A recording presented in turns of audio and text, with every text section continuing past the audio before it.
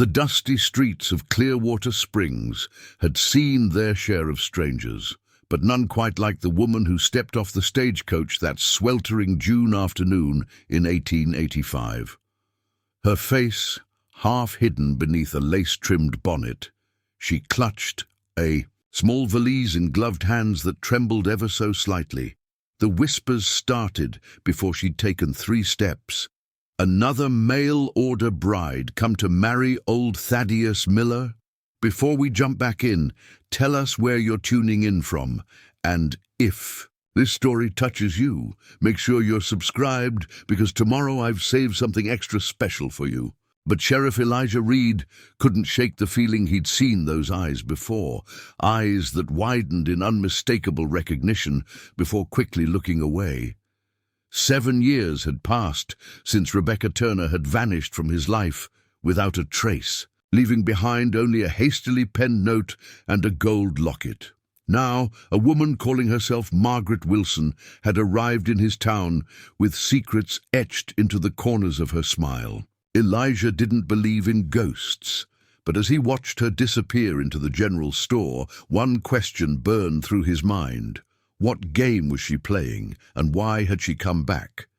Elijah Reed slammed the jail door with more force than necessary, stirring his deputy from a late afternoon doze. "Looks like you've seen a ghost," Deputy Frank Sawyer remarked, boots sliding off the desk as he straightened.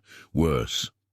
"A mail-order bride," Elijah muttered, hanging his hat on the rack with practiced precision. The office smelled of stale coffee and gun oil, familiar comforts that did nothing to settle the storm brewing inside him. Frank grinned. "Miller's bride finally showed up, huh? Town's been talking about nothing else for weeks. What's she like? Pretty as the catalog promised?" Elijah turned to the window, watching dust devils dance across the street. "She's hiding something. Ain't they all? No woman agrees to marry a stranger in a nowhere town unless she's running from something." Running. The word scraped against old wounds. Rebecca had been running too, all those years ago. The memory of finding her room empty at the boarding house still cut sharp, the note on the pillow saying only she couldn't go through with their plans, that she was sorry, that he shouldn't look for her. "I want you to find out everything you can about Margaret Wilson, where she's from, why she chose Miller, everything." Frank's chair creaked as he leaned forward. "Since when do we investigate perfectly legal marriages? Miller's been on the straight and narrow since that cattle-rustling business in '78. Since now." Elijah turned, fixing his deputy with a stare that brooked no argument. "And keep it quiet." The town of Clearwater Springs had grown since Elijah first pinned on the sheriff's badge 5 years ago. What had once been little more than a trading post now boasted a proper main street with a bank, hotel, and 3 saloons. Progress, Mayor Thompson called it. For Elijah, it just meant more trouble to manage. The afternoon stretched long as he worked through a stack of wanted posters, his mind continually drifting to the woman from the stagecoach. Those eyes, hazel with flecks of amber, had haunted his dreams for too many years. But Rebecca Turner was gone, and he'd made his peace with that, mostly. The clock struck 5 when the door swung open, bringing with it a gust of summer heat and Thaddeus Miller's substantial frame. "Sheriff Reed," Miller nodded, removing his Ebola hat. At 53, Miller had the weathered look of a man who'd spent most of his life outdoors. His mercantile store had made him the wealthiest man in the county, a fact he never let anyone forget. "Thaddeus." Elijah gestured to the chair across from his desk. "What brings you by?" Miller sat, the chair protesting beneath his weight. "Thought you might like to meet my fiancée properly. The ceremony's in 3 days, and I'd like your blessing, so to speak." A smile stretched across his face. "Margaret's a fine woman, educated too, reads more books than the schoolmarm." Elijah kept his expression neutral. "Congratulations. Though, I'm curious why a man like you needs to send away for a wife." Miller's smile faltered. "Even successful men get lonely, Sheriff. Besides, there aren't exactly many eligible women in these parts." He leaned forward. "I'm hosting a small dinner tonight. Nothing fancy, just a few friends to welcome Margaret. I'd be honored if you'd attend. Elijah wanted to refuse, but curiosity overrode caution. What time? 7 sharp, and Sheriff. Miller stood, settling his hat back on his balding head. Leave the badge at home. This isn't official business. After Miller left, Elijah found himself at the small mirror above the wash basin, studying his reflection. At 32, the lines around his eyes had deepened, and threads of silver had begun to appear at his temples. 7 years could change a person. He was living proof. The dinner invitation presented an opportunity he couldn't ignore. If Margaret Wilson was truly Rebecca Turner, he needed to know why she'd returned, and why she was pretending not to know him. The Miller residence stood at the north end of town, a 2-story affair with a wraparound porch and fresh white paint. Lamplight spilled from the windows as Elijah approached, the sounds of conversation and laughter carrying into the evening air. He'd left his badge behind as requested, but the weight of his revolver against his hip remained a comforting presence. Old habits died hard. Thaddeus greeted him at the door with an enthusiastic handshake, already several drinks into the evening by the flush of his cheeks. "Sheriff, come in, come in. Almost everyone's here." He ushered Elijah inside, where the parlor buzzed with the town's most prominent citizens, Mayor Thompson and his wife, Dr. Ellis, the banker Harrison Phillips and his daughter Emily, and a few others Elijah recognized. And then he saw her. Margaret Wilson stood by the fireplace, engaged in conversation with Emily Phillips. Her dark hair was pinned elegantly atop her head, revealing the graceful curve of her neck. The blue dress she wore complemented her figure in a way that drew appreciative glances from the men in the room. As if sensing his gaze, she turned, and their eyes met across the crowded parlor. For a brief moment, something flickered in her expression, fear, perhaps, or warning, before she excused herself from Emily and made her way toward him. "Sheriff Reed," she said, her voice carrying the slightest hint of a southern accent, an accent Rebecca had never possessed. "Thaddeus has told me so much about you. It's a pleasure to finally meet the man who keeps our little town safe." She extended her hand. Elijah took it, feeling the warmth of her skin against his palm. "Miss Wilson, welcome to Clearwater Springs. I trust your journey wasn't too arduous."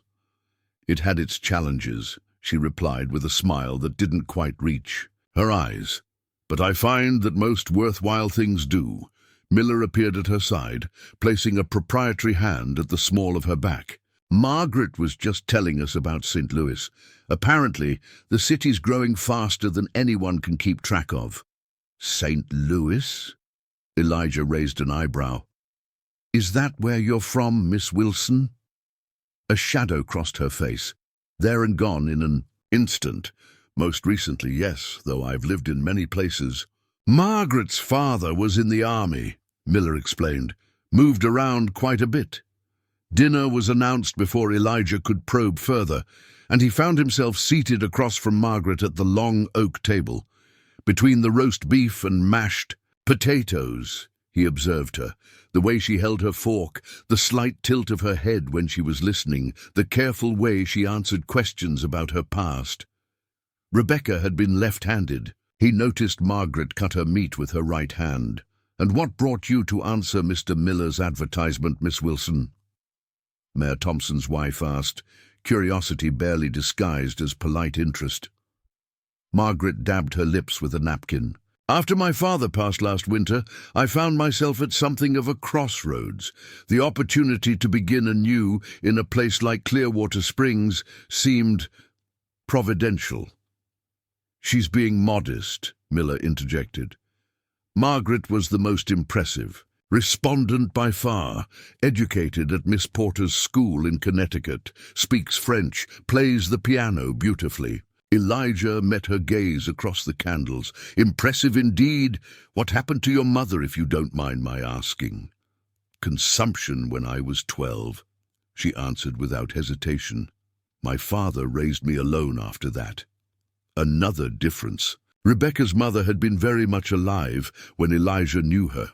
The evening progressed with forced pleasantries until finally guests began to make their departures. Elijah lingered, waiting for an opportunity to speak with Margaret alone. It came when Miller excused himself to fetch more brandy for the remaining men. "You seem troubled, Sheriff," Margaret said quietly, appearing beside him on the porch where he'd stepped out for air. "Is something about me causing you concern?" Elijah turned to face her. In the silver moonlight, she looked achingly familiar. "You remind me of someone I used to know. I have one of those faces, I suppose." Her laugh was brittle, though I can assure you we've never met before, haven't we, Rebecca?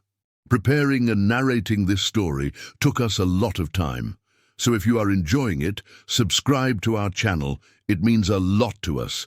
Now back to the story. The name hung between them like a physical thing. Margaret's composure slipped for just a moment, enough to confirm his suspicions, before her features settled back into careful neutrality. "I'm afraid you're mistaken, Sheriff. My name is Margaret Wilson." "What game are you playing?" he pressed, keeping his voice low.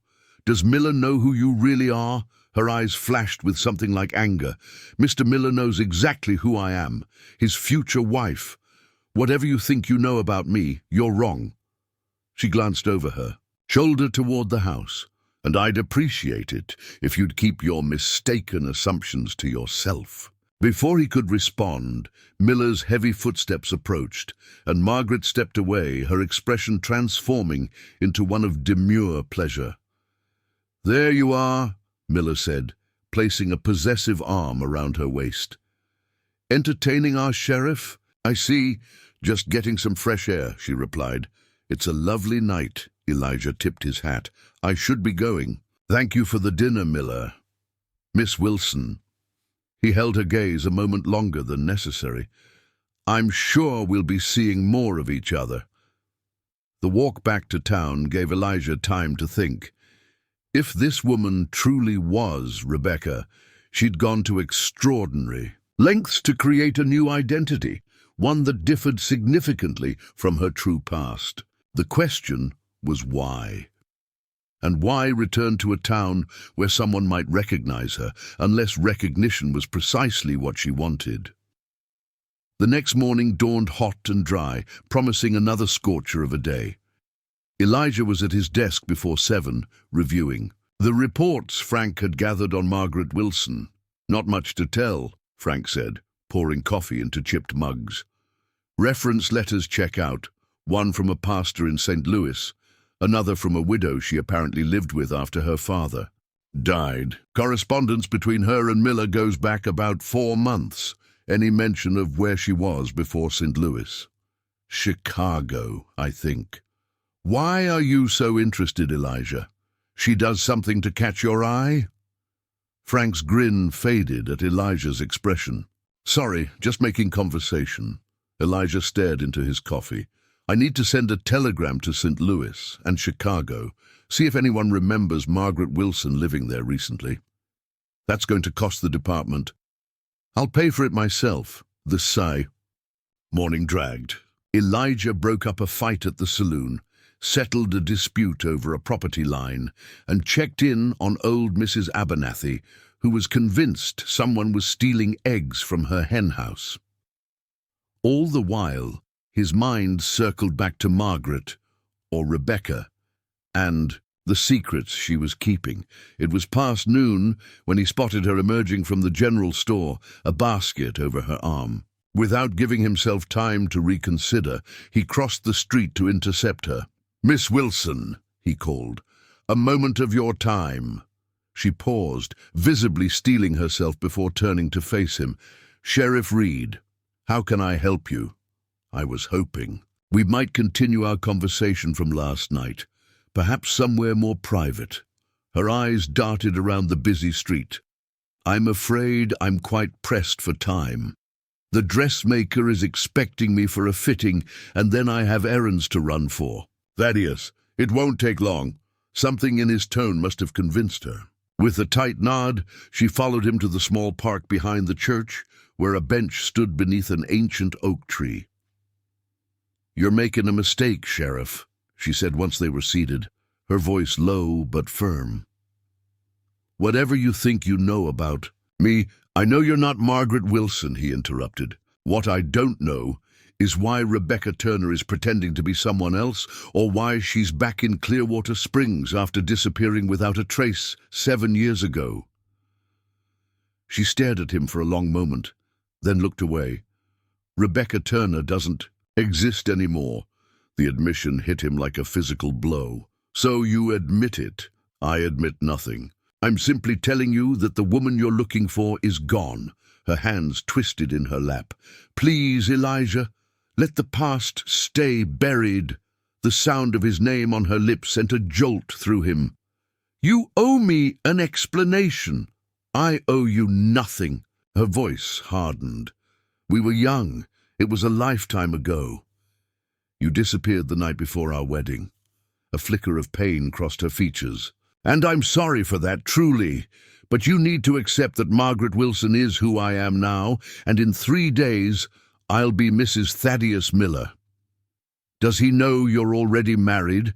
She inhaled sharply, color draining from her face. "What are you talking about?"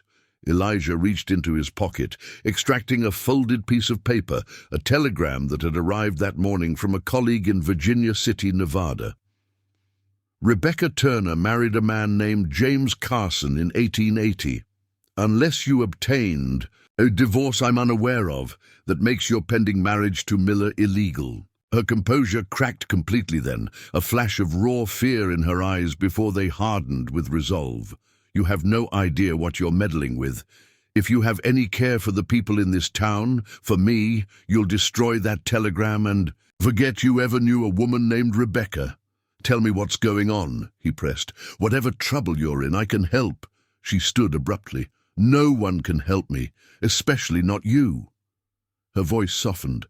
"Let me go, Elijah, for both our sakes."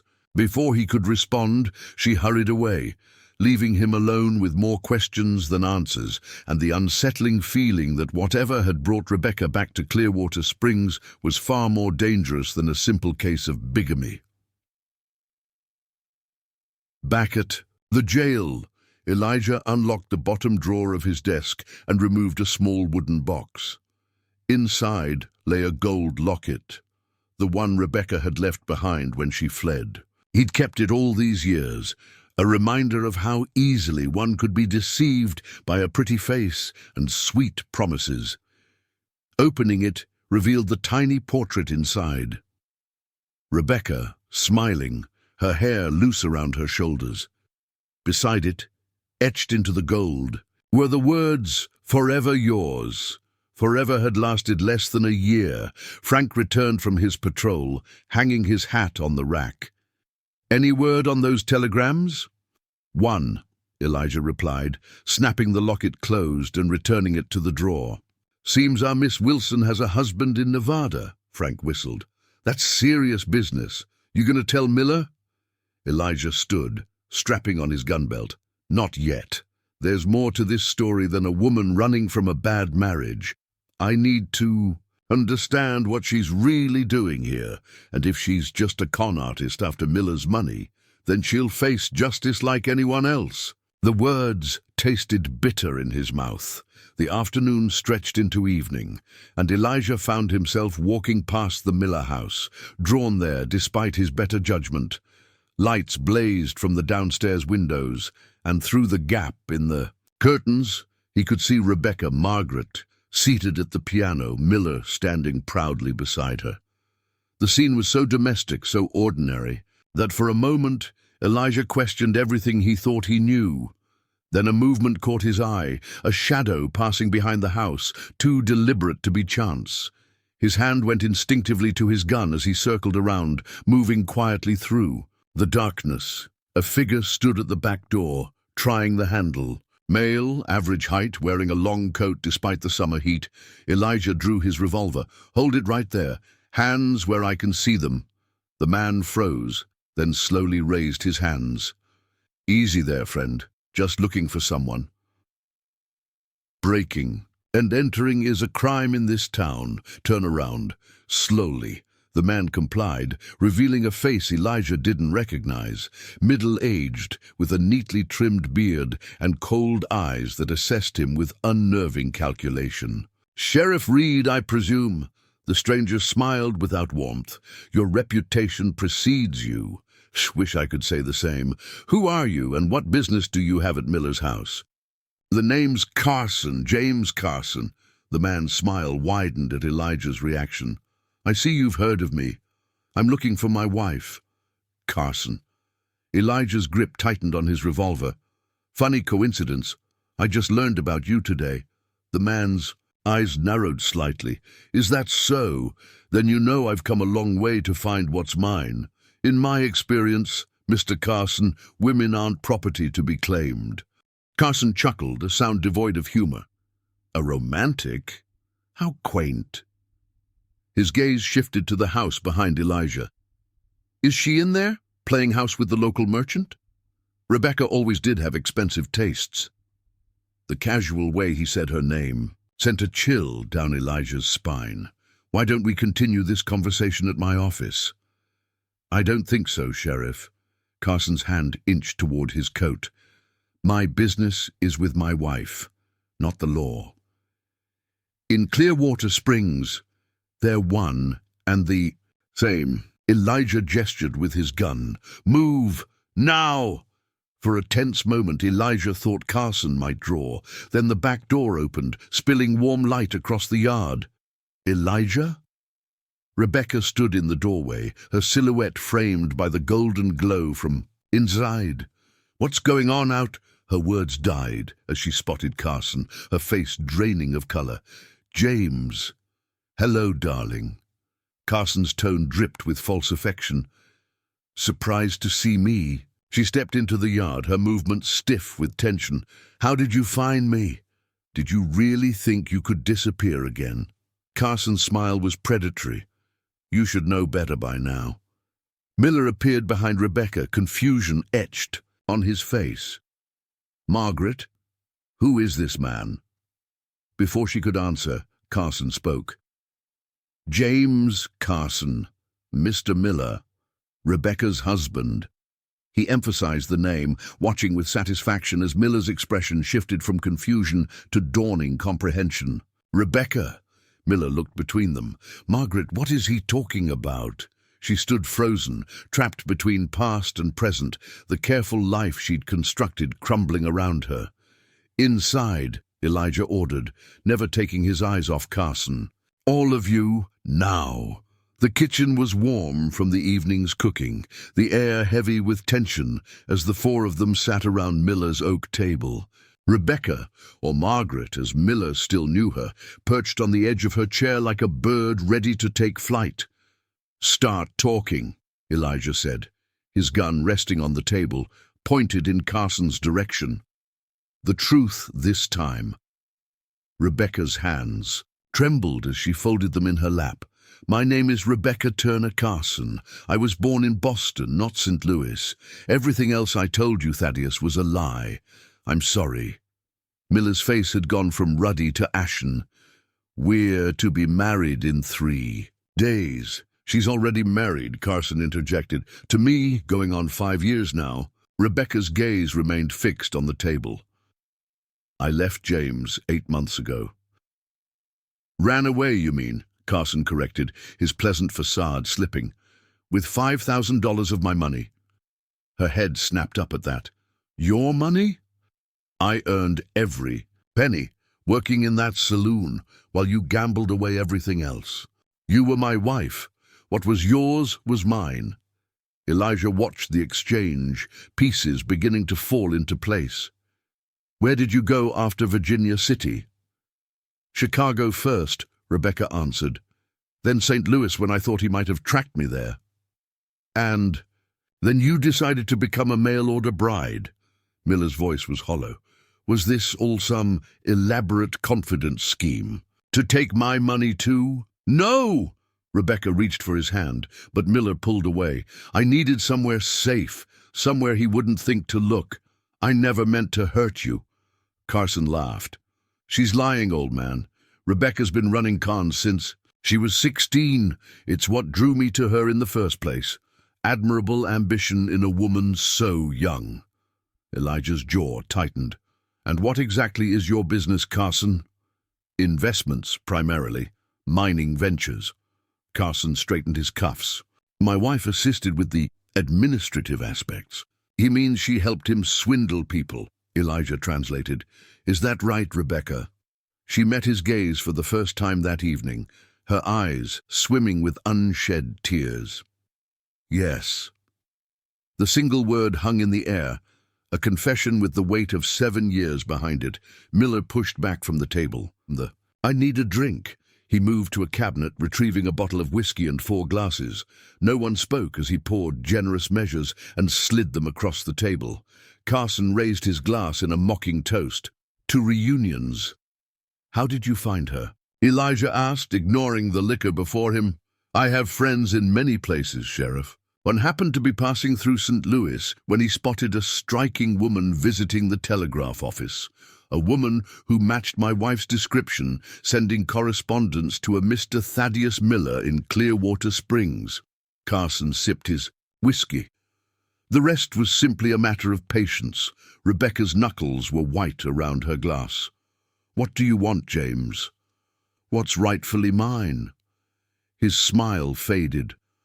The money you stole, plus interest for my troubles. Unless... His gaze slid to Miller. Your new fiancé would care to settle your debts? Miller drained his glass in one swallow. This is extortion. This is business, Carson corrected. Rebecca and I had an arrangement. She violated it. There are consequences. Elijah had heard enough. Here's how this is going to work. Mr. Carson, you'll be spending the night in my jail. While I verify your claims, if Rebecca stole from you, you can file formal charges. Carson's expression hardened. That's not necessary, Sheriff. I insist. Elijah stood. Miller, I suggest you secure your home tonight. Rebecca, I'll need you to come to the office in the morning to give a statement. You can't do this, Carson protested. She's my wife. I have rights. In my town, the only right you have at the moment is to come quietly or be dragged to the jail. Elijah's hand moved to his gun. Your choice. After a tense moment, Carson rose, straightening his jacket with exaggerated care. Very well, Sheriff. We'll play by your rules, for now. He turned to Rebecca. Don't get any ideas about running again, darling. You've run out of places to hide. Dawn was breaking when Frank arrived to find Elijah still at his desk, a cold cup of coffee at his elbow and papers spread before him. You look like hell, Frank remarked, hanging up his hat. Our guest give you trouble? Elijah rubbed his eyes. Just doing some research on our Mr. Carson. Find anything? Enough. Elijah pushed a telegram across the desk. Wanted in Colorado for fraud. 2 outstanding warrants in Nevada. He's a confident man, specializes in mining investment schemes. Frank whistled. And the wife? She part of it?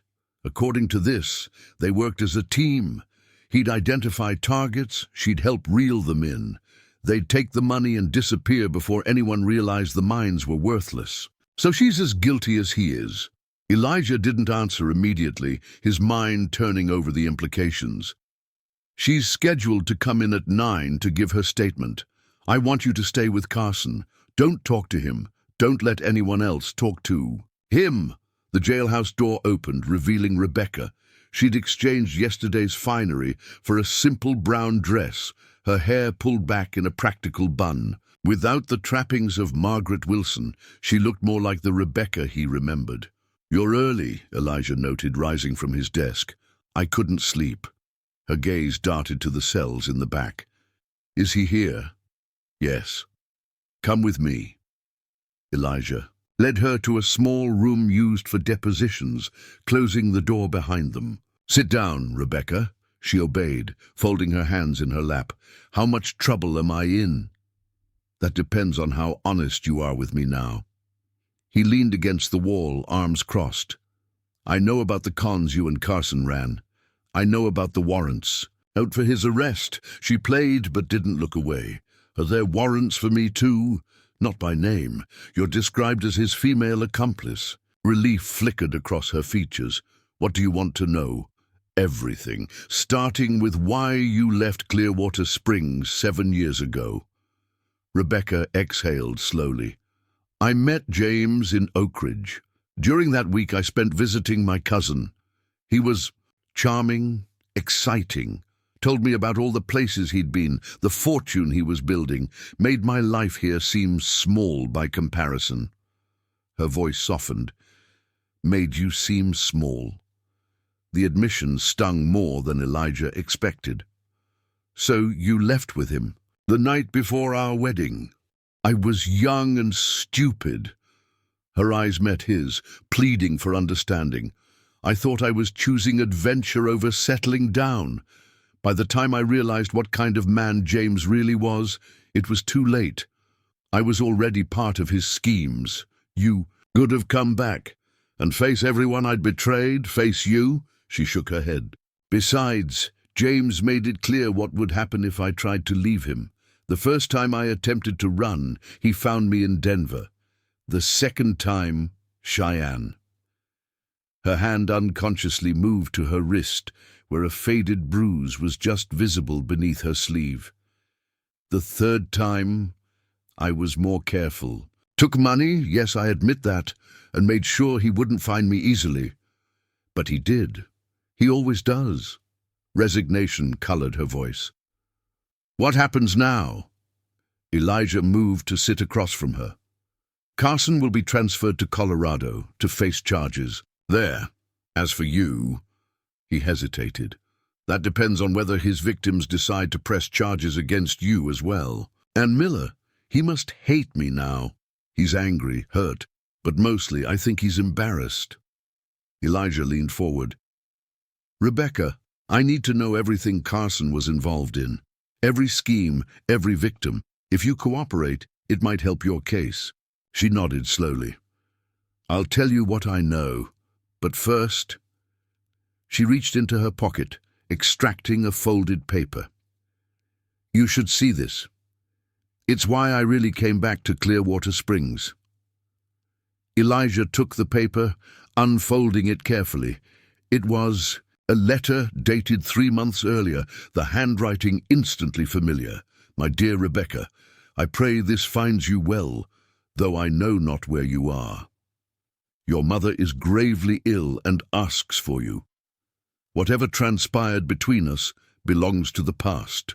Clearwater Springs has changed, as have I. If you can find your way home, there are those who would welcome your return. With sincere regards, Elijah Reed. He looked up sharply. I never wrote this. I know that now. Her eyes glistened with tears. But when I received it in St. Louis, I believed it was from you. It seemed miraculous, a chance to make amends, to see my mother one last time. Your mother died 4 years ago, Rebecca. She flinched as if struck. I didn't know. We lost touch after... She took a shuddering breath. After I married James. Who sent this letter? Carson, I assume. Another trap. She laughed bitterly, and I walked right into it. But why Clearwater Springs? Why not just confront you in St. Louis? Because of you. Her gaze met his, steady now. He's jealous. Has been ever since he found a letter I kept. A letter you wrote me before our wedding. He wanted to make me suffer by bringing me back here, making me face you and everything I'd thrown away before he... She stopped abruptly. Before he what, Rebecca? James doesn't leave loose ends, Elijah. When he's done with a partner, they tend to... disappear. The implication sent ice through Elijah's veins. He was planning to kill you.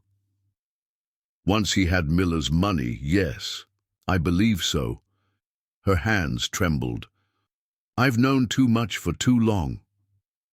Elijah stood, processing this new information. Carson wasn't just a con man, he was potentially a murderer. And he'd used Elijah's name, his handwriting, to lure Rebecca back. Stay here, he instructed. Don't leave this room. He found Frank at his desk, boots up, hat tipped over his eyes. Wake up, deputy. Frank was startled. "I wasn't sleeping, just resting my... Check on the prisoner." Something in Elijah's tone must have communicated urgency. Frank hurried to the cells without further question. "Sheriff!" His shout sent Elijah running. "He's gone!" The cell door stood open, the lock picked clean. On the cot where Carson should have been lay a folded piece of paper. Elijah snatched it up, a cold dread settling in his gut as he read, "Sheriff Reed. By the time you read this, I'll be concluding my business with Mr. Miller. A shame our professional relationship was so brief. Give my regards to Rebecca. I'll be seeing her soon. Most sincerely, J. Carson." Elijah's blood ran cold. "Frank, get Doc Ellis and bring him to Miller's house. Now!" He burst from the jailhouse, sprinting down the quiet morning streets toward the north end of town. His mind raced ahead, imagining what he might find.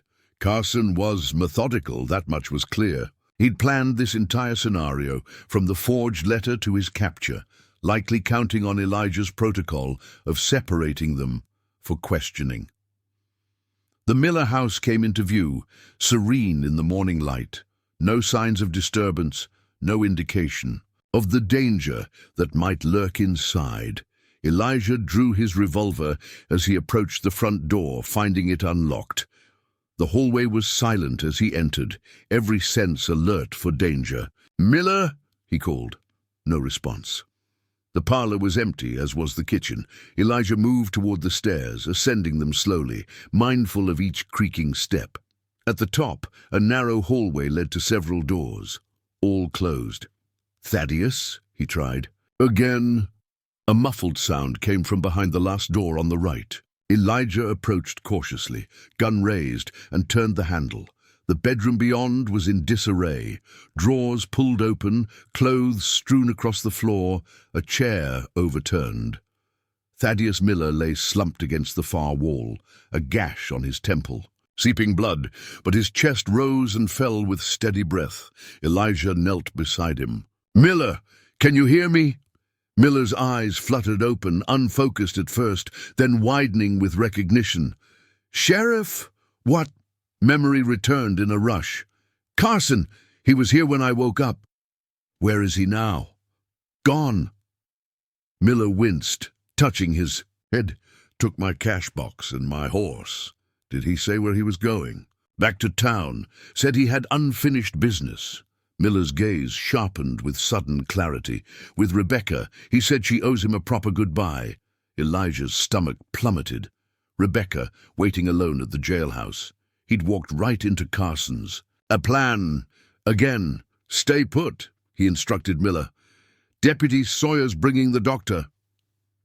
Elijah thundered down the stairs and out of the house, pushing himself to run faster than he'd thought possible. The town was coming awake now, shopkeepers opening their doors, giving him startled looks as he raced past. The jailhouse appeared undisturbed when he reached it, the door still ajar as he'd left it. Elijah moved inside cautiously, calling out, "Rebecca!" No answer. The deposition room was empty, the chair where she'd sat overturned, signs of a struggle. On the table lay another note. "She's mine to deal with, Sheriff. If you value her life, don't follow us. Consider this the price of your interference." Elijah crumpled the note in his fist, fury and fear warring within him. Carson had Rebecca, and a significant head start. But where would he take her? Frank burst through the door, panting. "Doc's with Miller. What happened?" Carson took Rebecca. Elijah forced himself to think clearly. "Did you see anyone on your way back from Miller's? Any sign of them?" "No, but I came through the alley." Frank hesitated. If he's leaving town, there's really only one road out at this hour. The others are busy with the cattle drive. "The old mining trail." Elijah grabbed his rifle from the rack. "Get fresh horses. We're going after them." "Shouldn't we organize a posse?" "No time."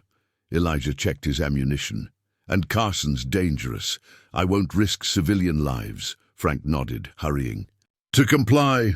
As Elijah prepared to pursue Carson and Rebecca, his thoughts kept returning to the forged letter, to Carson's elaborate scheme to bring her back to Clearwater Springs. This wasn't just about money anymore. It was about revenge, obsession, and a man who couldn't stand to lose what he considered his property. 7 years ago, Elijah had let Rebecca walk out of his life without a fight. He wouldn't make that mistake again. The mining trail cut through the foothills east of Clearwater Springs, a narrow path once bustling with hopeful prospectors before the silver veins ran dry. Now it served mainly as a shortcut for those seeking to avoid the main roads, people with reasons to stay unseen. Elijah and Frank rode hard, the morning sun climbing higher as dust billowed behind their horses. The trail showed clear signs of recent passage, hoofprints of 2 horses, one carrying a heavier load than the other. "They can't be more than an hour ahead," Frank called, pointing to fresh droppings beside the path. Elijah nodded grimly. An hour could mean the difference between life and death. Carson's note had made his intentions clear. He blamed Rebecca for their failed schemes, for the money she'd taken, perhaps even for the warrants that now threatened his freedom. A man with nothing left to lose was the most dangerous kind. The trail forked ahead, one path continuing east toward the territorial border, the other veering north into rougher terrain. Which way? Frank reined his horse to a stop beside Elijah. Elijah studied the ground, searching for signs. The northern path showed disturbed stones and bent brush. Someone had passed recently. But the eastern trail bore a more telling clue, a small scrap of brown fabric snagged on a thorn bush. East, Elijah decided, plucking the fabric. The same color as Rebecca's dress. She's leaving us a trail. They pressed on, Elijah's mind racing ahead to what might await them. Carson was clever, manipulative. He'd orchestrated Rebecca's return to Clearwater Springs with meticulous care, using Elijah's own handwriting against her. Such a man wouldn't be caught easily. "How well do you know these parts?" Frank asked, as they navigated a particularly steep section of trail. "Well enough. There's an abandoned mining camp about 5 miles ahead, Silver Falls they called it." "You think that's where he's taking her?" "It's defensible, isolated." Elijah's jaw tightened. "And there's an old stage road beyond it that leads straight to the territorial line. Once they cross that border, they're beyond our jurisdiction." The trail widened as they entered a high valley, yellow grasses swaying in the breeze. Ahead, the skeletal remains of what had once been a thriving mining camp stood silhouetted against the blue sky. Weathered buildings slouched down the hillside, the old stamp mill's collapsed roof visible even from a distance. Elijah raised a hand, signaling Frank to slow. "We approach carefully from here.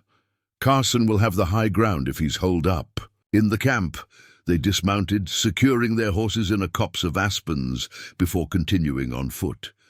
The final approach to Silver Falls required crossing an open meadow, difficult to do without being spotted by anyone watching from the buildings. "Above, circle around through those trees," Elijah instructed, pointing to a stand of pines that extended up the western edge of the valley. "Get eyes on the camp, but don't engage unless you hear me fire first." Frank nodded, checking his revolver before melting into the tree line. Elijah took a deep breath, steadying himself. 7 years of wondering what had become of Rebecca, and now her life hung in the balance.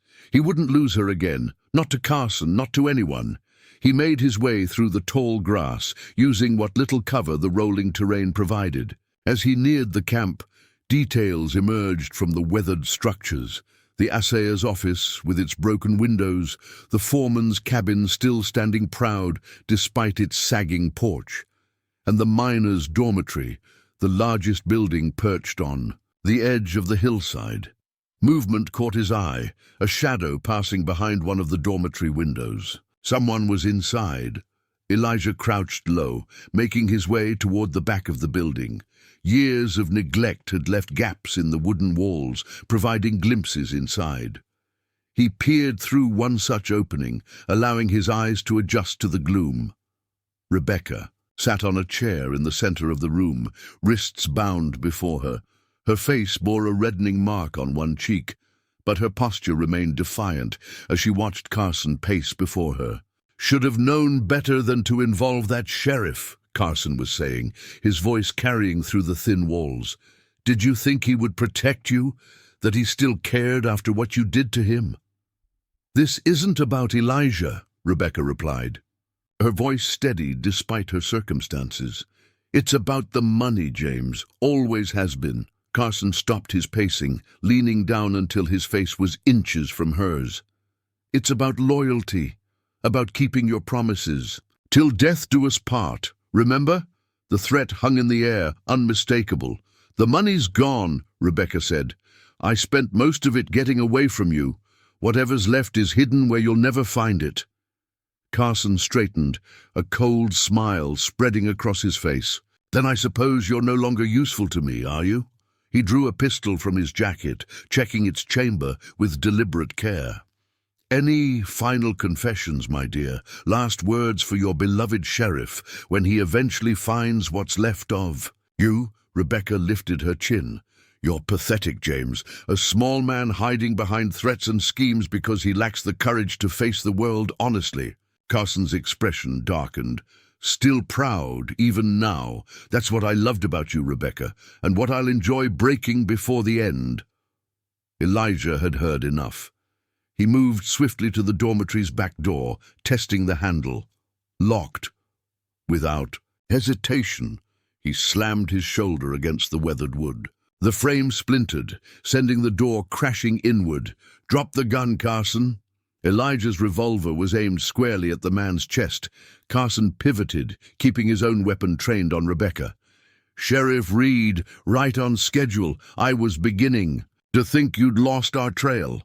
"It's over. Put the gun down." "I don't think so." Carson took a step back, positioning himself behind Rebecca. "Here's how this works. You're going to lower your weapon and let us walk out of here. Otherwise, the lovely Mrs. Carson takes a bullet before I deal with you." Rebecca's eyes locked with Elijah's, a silent message passing between them. "Don't do it. Don't give in." "That's not happening," Elijah replied, his aim unwavering. "You shoot her. You won't leave this room alive." "A standoff, then." Carson smiled, pressing his gun to Rebecca's temple. "How poetic. The lawman and the outlaw, fighting over the woman who betrayed you both." "This isn't about her," Elijah said, taking a careful step forward. "It's about you, Carson. Fraud in Colorado, extortion in Nevada, and now kidnapping and assault in my jurisdiction. Your luck's run out." Something shifted in Carson's eyes, a flicker of doubt. "You're bluffing." "The telegrams arrived this morning. Authorities in 3 territories are very interested in speaking with you, dead or alive." Rebecca moved then, a slight adjustment in her posture, as if preparing herself. Elijah caught the movement, continuing to hold Carson's attention. "You have one chance to walk out of here in handcuffs. That's my only offer." "And spend the rest of my life in prison," Carson laughed. "I don't think—" Rebecca drove her elbow backward with sudden force, catching Carson in the stomach.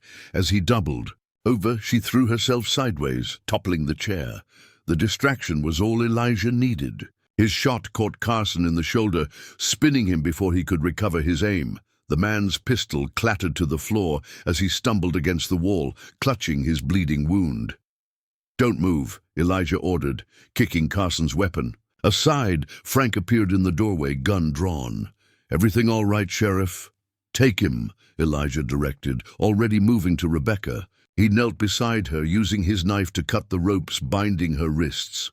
"Are you hurt?" She shook her head, rubbing circulation back into her hands. "Nothing that won't heal." Her eyes moved to Carson, now being restrained by Frank. "What happens to him now?" "He'll stand trial, first here, then Colorado, then Nevada." Elijah helped her to her feet. "He won't hurt anyone else." Carson glared at them from where Frank had him pinned against the wall. "This isn't over, Rebecca. A man like me has friends in unexpected places." "Save it for the judge," Frank growled. securing the man's hands behind his back.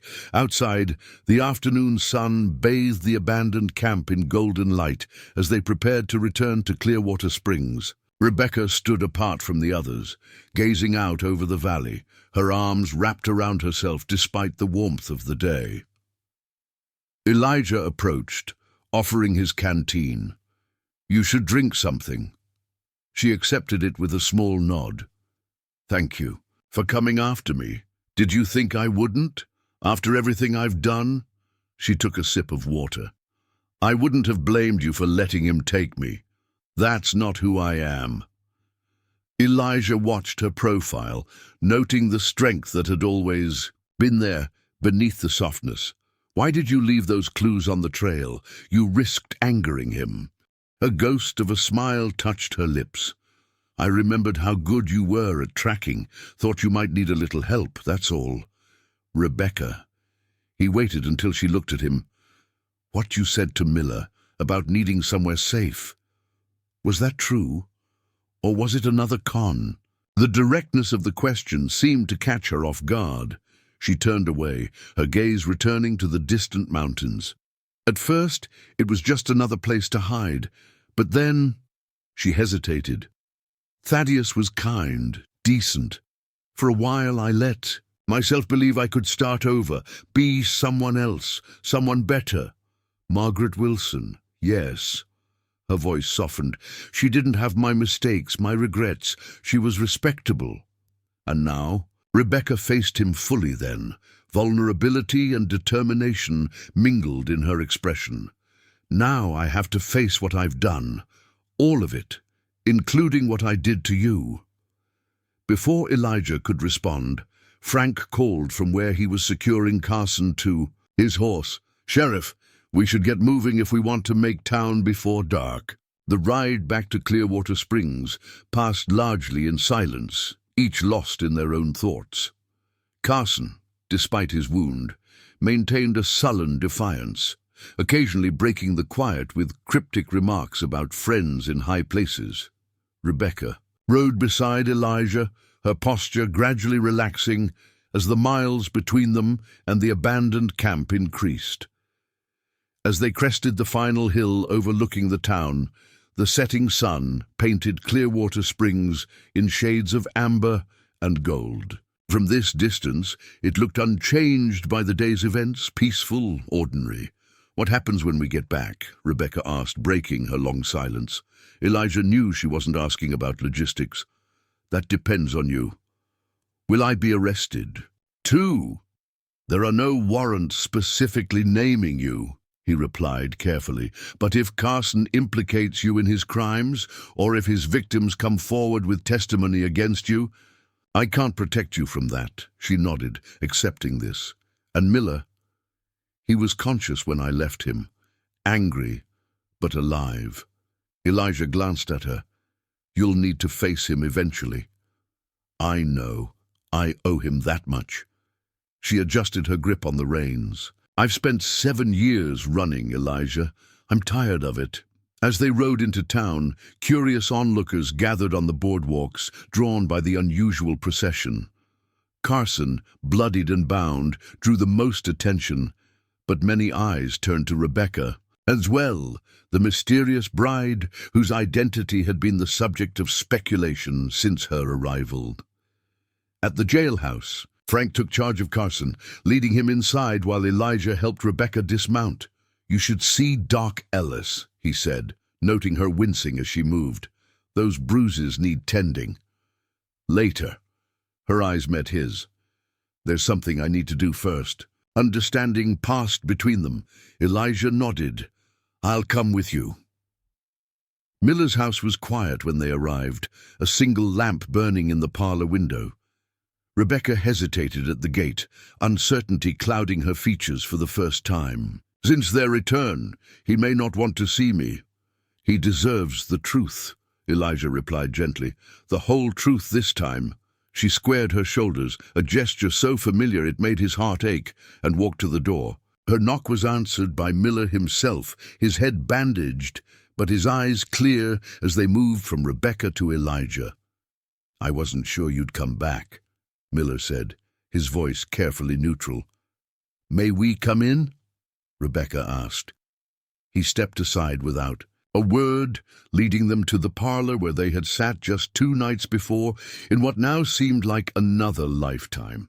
The piano stood silent in the corner, sheet music still open to the piece Rebecca had been playing when Elijah had glimpsed them through the window. Miller took a seat in his armchair, gesturing for them to sit as well. "Carson?" "In custody," Elijah replied. "He'll be transferred to Colorado to stand trial once his wound heals enough for travel." Miller nodded, then turned his attention to Rebecca. "Margaret, or should I say Rebecca? I'm not even sure who I've been speaking to these past months." "Both," she admitted quietly. "Margaret was who I wanted to be. Rebecca is who I am. A confidence woman. A thief." She didn't flinch from the accusation. "Yes, for 5 years. That's what I was. What James made me into, though that doesn't excuse my choices." "And before that?" Miller's gaze sharpened. "The sheriff mentioned you were to be married once, here in Clearwater Springs." Rebecca glanced at Elijah before answering. "Yes, to him." "I see." Miller's expression softened slightly. "That explains a great deal."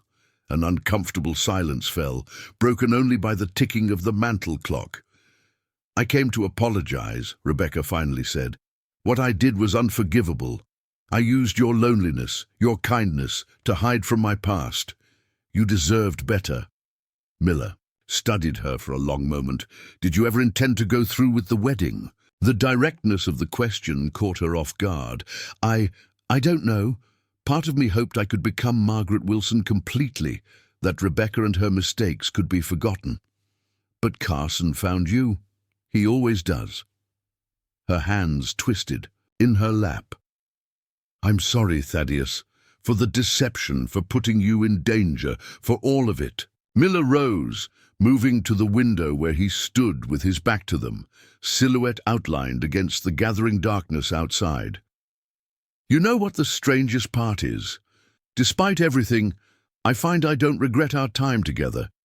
You brought life back into this house, whether your intentions were pure or not."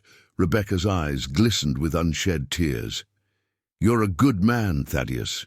You deserved an honest bride." "Perhaps." He turned back to face them.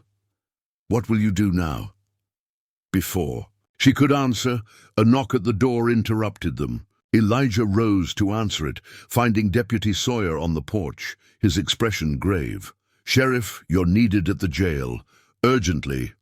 "What's happened?" Frank lowered his voice. "Telegram from the marshal in Denver. You need to see it." "I'll be right." "There." Elijah turned back to Rebecca and Miller. "I have to go. Will you be all right here?" Rebecca nodded. "We have more to discuss." Elijah followed Frank back to the jailhouse, a sense of foreboding growing with each step. The young telegraph operator waited inside, a yellow slip clutched in his hand. "This came for you, Sheriff. Marked urgent." Elijah unfolded the telegram, scanning its contents quickly. His blood ran cold. To Sheriff Reed, "Stop James Carson wanted for murder of 3 women in Denver. Stop all former associates. Stop approach with extreme caution. Stop send confirmation of custody. Immediately stop Frank. Check on the prisoner." The deputy hurried to the cells, returning moments later with alarm written across his features. "He's gone." "What? How?" "Lock's been picked again. Clean job." Frank pointed to the open window. "Must have had a tool hidden on him that we missed." Elijah slammed his fist against the desk. "When?" "Can't have been more than 20 minutes ago. The night guard stepped out to get coffee from the hotel. 20 minutes. Carson could be anywhere. By now, and if he'd escaped once, he would undoubtedly head straight for Rebecca." Elijah was already moving toward the door. "He'll go after her again. Frank, get men searching the town.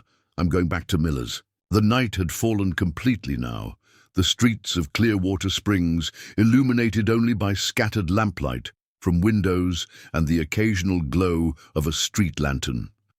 Elijah ran, his hand on his holster, praying he wasn't too late.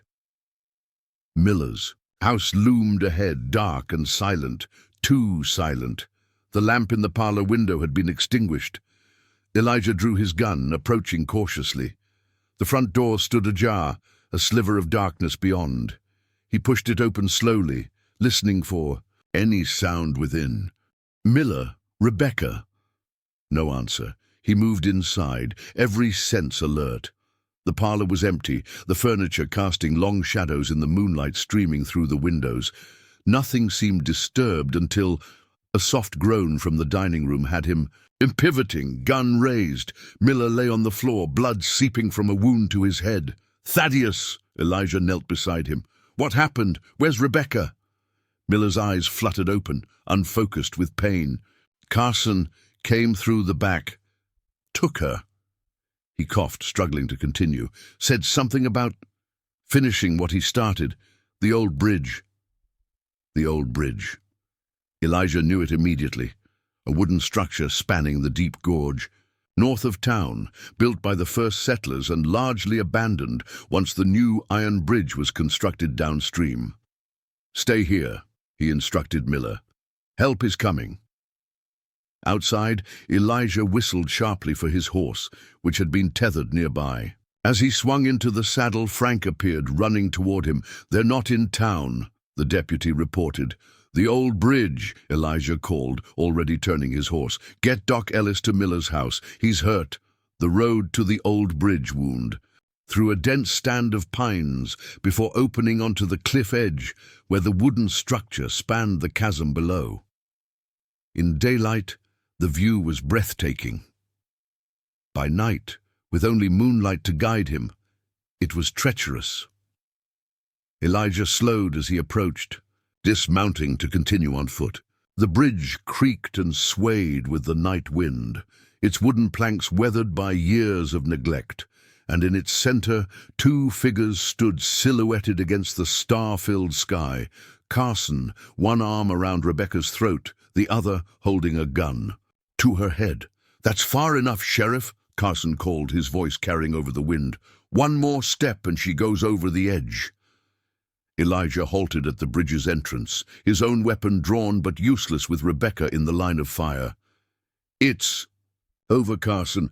The Denver marshal sent a telegram." "We know about the murders," Carson laughed, the sound hollow in the night air. "Then you know I have nothing left to lose." Rebecca stood utterly still in his grasp, her eyes finding Elijah's across the distance.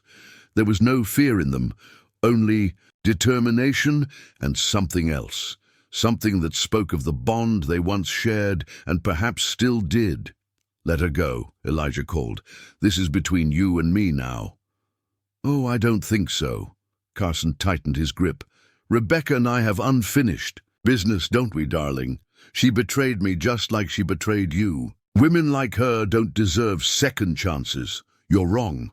Elijah took a careful step onto the bridge, which groaned beneath his weight. "Everyone deserves a chance to make things right." As he spoke, his eyes never left Rebecca's. A silent understanding passed between them, a plan forming without words. "Stay back," Carson warned, edging closer to the railing. "I'll do it. I'll take her with me." "No," Elijah said calmly, taking another step. "You won't, because deep down, you're a coward, Carson. Always have been, hiding behind schemes and lies because you can't face the truth about yourself." Fury contorted Carson's features. "You know nothing about me. I know you prey on women. I know you murder them when they're no longer useful to you." Elijah continued his slow advance. "And I know Rebecca was the only one smart enough to escape you. That's what really burns, isn't it? That she outplayed you at your own game." Carson's grip on Rebecca faltered for just a moment as rage overtook caution. It was all she needed. With a sharp movement, she drove her heel down onto his instep and twisted violently in his grasp. Carson howled in pain, his gun discharging wildly into the night sky as he stumbled. Rebecca broke free, dropping to the bridge planks as Elijah fired, his shot finding its mark in Carson's chest. The man staggered backward, a look of disbelief crossing his face before he toppled over the railing into the darkness of the gorge. Below, Rebecca remained frozen where she had fallen, her breathing ragged. Elijah rushed to her side, helping her to her feet and quickly leading her off the swaying structure to solid ground. "Are you hurt?" he asked, his hands gentle on her shoulders. She shook her head, unable to speak as reaction set in. Without thinking, Elijah pulled her against him, holding her close as tremors ran through her body. "It's over," he murmured into her hair. "He's gone. You're safe now." Gradually, her trembling subsided, and she pulled back just enough to look up at him. "How did you know about the bridge?" Miller told me before I left. His thumb brushed a smudge of dirt from her cheek. "Rebecca, the telegram from Denver. Carson killed women he worked with, former partners." Understanding dawned in her eyes. "Like me. Yes, you were right to run from him, all those years ago." She closed her eyes briefly. "But I'm wrong about so much else." When she looked at him again, there was a new resolve in her gaze. "I can't change the past, Elijah. Can't undo the choices I made or the people I hurt. But I can face the consequences, now whatever they may be." In the distance, lanterns bobbed among the trees as Frank and others from town approached, drawn by the gunshots. Soon there would be questions, explanations, the inevitable reckoning with all that had transpired. But for this moment, on this clifftop, under the vast night sky, there was only Rebecca and Elijah and the weight of 7 years falling away between them. "Come on," he said gently, offering his arm. "Let's go home."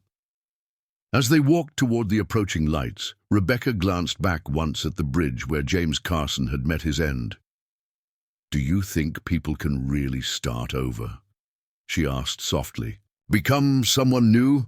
Elijah considered the question carefully. "I think we're all changing all the time. The real question is whether we're changing for the better." She nodded, understanding. "I'd like to try to be better." "Then that's what matters." He smiled down at her, seeing not the mail-order bride with secrets, nor the young woman who had left him at the altar, but Rebecca as she was now, scarred by life's hardships, wiser for her mistakes, and brave enough to face them at last.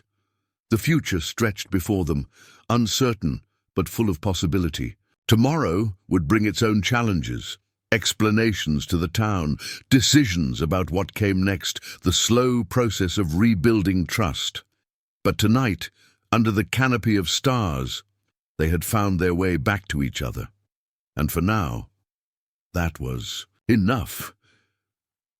Dawn broke over Clearwater Springs, painting the sky in watercolor hues of pink and gold. The town stirred to life slowly, unaware that its landscape of gossip had shifted dramatically overnight. By noon, everyone would know about James Carson's demise, about Rebecca Turner's true identity, about the web of lies that had nearly claimed multiple lives. But for now, in the quiet hours of early morning, Rebecca sat alone on the narrow cot in the jail's back room. Not a cell. Elijah had been adamant about that, watching dust motes dance in the sunbeams streaming through the small window. The door opened, admitting Elijah with a tray bearing coffee and fresh biscuits. Dark circles shadowed his eyes, evidence of a sleepless night spent writing reports and sending telegrams to various authorities about Carson's death. "Thought you might be hungry," he said, setting the tray beside her. "Thank you." She accepted the coffee gratefully, wrapping her hands around the warm mug. "How's Thaddeus?" "Doc Ellis says he'll recover. Nasty concussion, but the skull's intact." Elijah leaned against the wall, watching her. "He's asking about you." Rebecca stared into her coffee. "What did you tell him?" "That you're safe. The rest is for you to explain when you're ready." She nodded, sipping the strong brew. The night's events felt distant now, dreamlike in the morning light. Carson was gone, truly gone this time. His body recovered from the gorge by Frank and several volunteers in the pre-dawn hours. The Denver Marshal's office is sending someone, Elijah continued. They'll want statements about Carson's activities, especially from you. Will I be arrested? The question hung between them, unavoidable. I don't know, he answered honestly. Your cooperation will count in your favor. So will the fact that you were clearly one of his targets in the end. Rebecca set down her mug. I should face the consequences, whatever they are. I participated in his schemes, Elijah. People lost money, sometimes everything they had, because of us. Because of him, Elijah corrected gently. No. Her voice firmed. I made my choices. For too long, I've blamed James for who I became, but the truth is more complicated than that. She looked up at him, her expression resolute. I want to make amends as much as possible. Something like pride flickered in Elijah's eyes. Before he could respond, the outer door of the jailhouse opened, and Frank's voice carried through, followed by another unfamiliar one with an Eastern accent. Sheriff Reed available. Got a lady here insisting on seeing him. Says it's urgent. Elijah straightened. Stay here, he told Rebecca before stepping out, closing the door behind him. Rebecca moved to the wall, pressing her ear against it to hear the conversation beyond. Sheriff Reed, a woman's voice, cultured and confident. I'm Victoria Blackwood, Pinkerton Detective Agency. I've been tracking James Carson for the better part of a year. Pinkerton. Elijah sounded surprised. Denver didn't mention sending a detective. They didn't. I work for Carson's victims, specifically the Barton family of Philadelphia. Their daughter Eleanor was Carson's first wife, and his first victim. Rebecca's breath caught. First wife. The words echoed in her mind, pieces of a puzzle she hadn't known she was solving falling into place. James had always been vague about his past before Virginia City. I understand you have Rebecca Turner in custody, the detective continued. I need to speak with her immediately. She's not in custody, Elijah corrected. She's under protective observation until we sort this out. Then you should know that Miss Turner may be in more danger than you realize. Carson wasn't working. Alone. The door opened suddenly, causing Rebecca to step back quickly. A woman stood framed in the doorway, tall and striking in a tailored traveling suit, dark hair pulled back in a severe bun, intelligent eyes assessing Rebecca with clinical precision. Miss Turner, Victoria Blackwood nodded in greeting. Or should I say, Mrs. Carson, we have much to discuss. The sheriff's office felt crowded with the four of them. Elijah behind his desk, Frank standing by the door, Rebecca seated in a straight-backed chair, and Victoria Blackwood pacing the small space as she outlined the case she'd been building. James Carson, born David Mercer in Boston, 1848. Son of a respected banker who disowned him after a series of embarrassing incidents involving embezzlement and seduction of clients' daughters. Victoria placed a photograph on the desk. A younger Carson in formal attire, standing beside a pale blonde woman. He married Eleanor Barton in 1875, a match her wealthy family opposed but eventually accepted. 6 months later, Eleanor was found, dead in their home, apparent suicide. But you don't believe that, Elijah surmised. Neither did her father. Victoria's voice hardened. Andrew Barton hired me to investigate after the authorities closed the case. By then, Mercer had disappeared, along with most of the Barton family's liquid assets, accessed through Eleanor's accounts. Rebecca stared at the photograph, at the young woman whose fate might easily have been her own. He never mentioned a previous marriage. I'm sure he didn't. Victoria fixed her with a steady gaze. Just as I'm sure Samantha Wilson in Chicago and Patricia Hughes in St. Louis never knew about you. More wives, Frank whistled low. More victims, Victoria corrected. Both found dead within months of marrying Carson. Both deaths ruled accidents or suicides. Both occurred after substantial sums vanished from family accounts. Rebecca felt ill. I had no idea.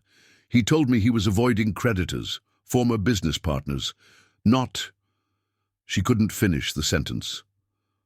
"Murder investigations," Victoria supplied. Bluntly, "You're the only wife who survived him, Miss Turner. The question is why?" The implication hung in the air, heavy with suspicion. "If you're suggesting Rebecca was complicit in these deaths," Elijah began, his tone dangerous. Victoria raised a hand.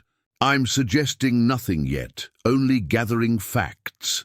She turned back to Rebecca. "When exactly did you meet Carson?"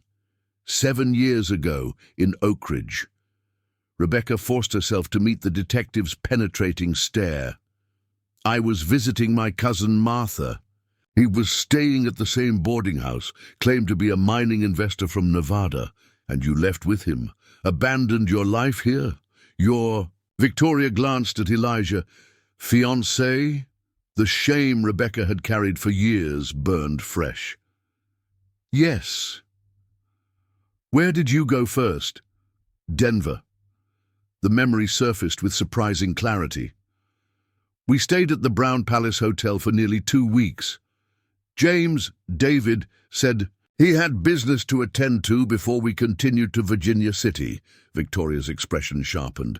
"The Brown Palace. When exactly?" "Late April, 1878. The detective pulled a small notebook from her jacket, flipping through pages. "April 22nd to May 5. At Rebecca's nod, she continued. "During that time, Patricia Hughes was found drowned in her bathtub at her family home.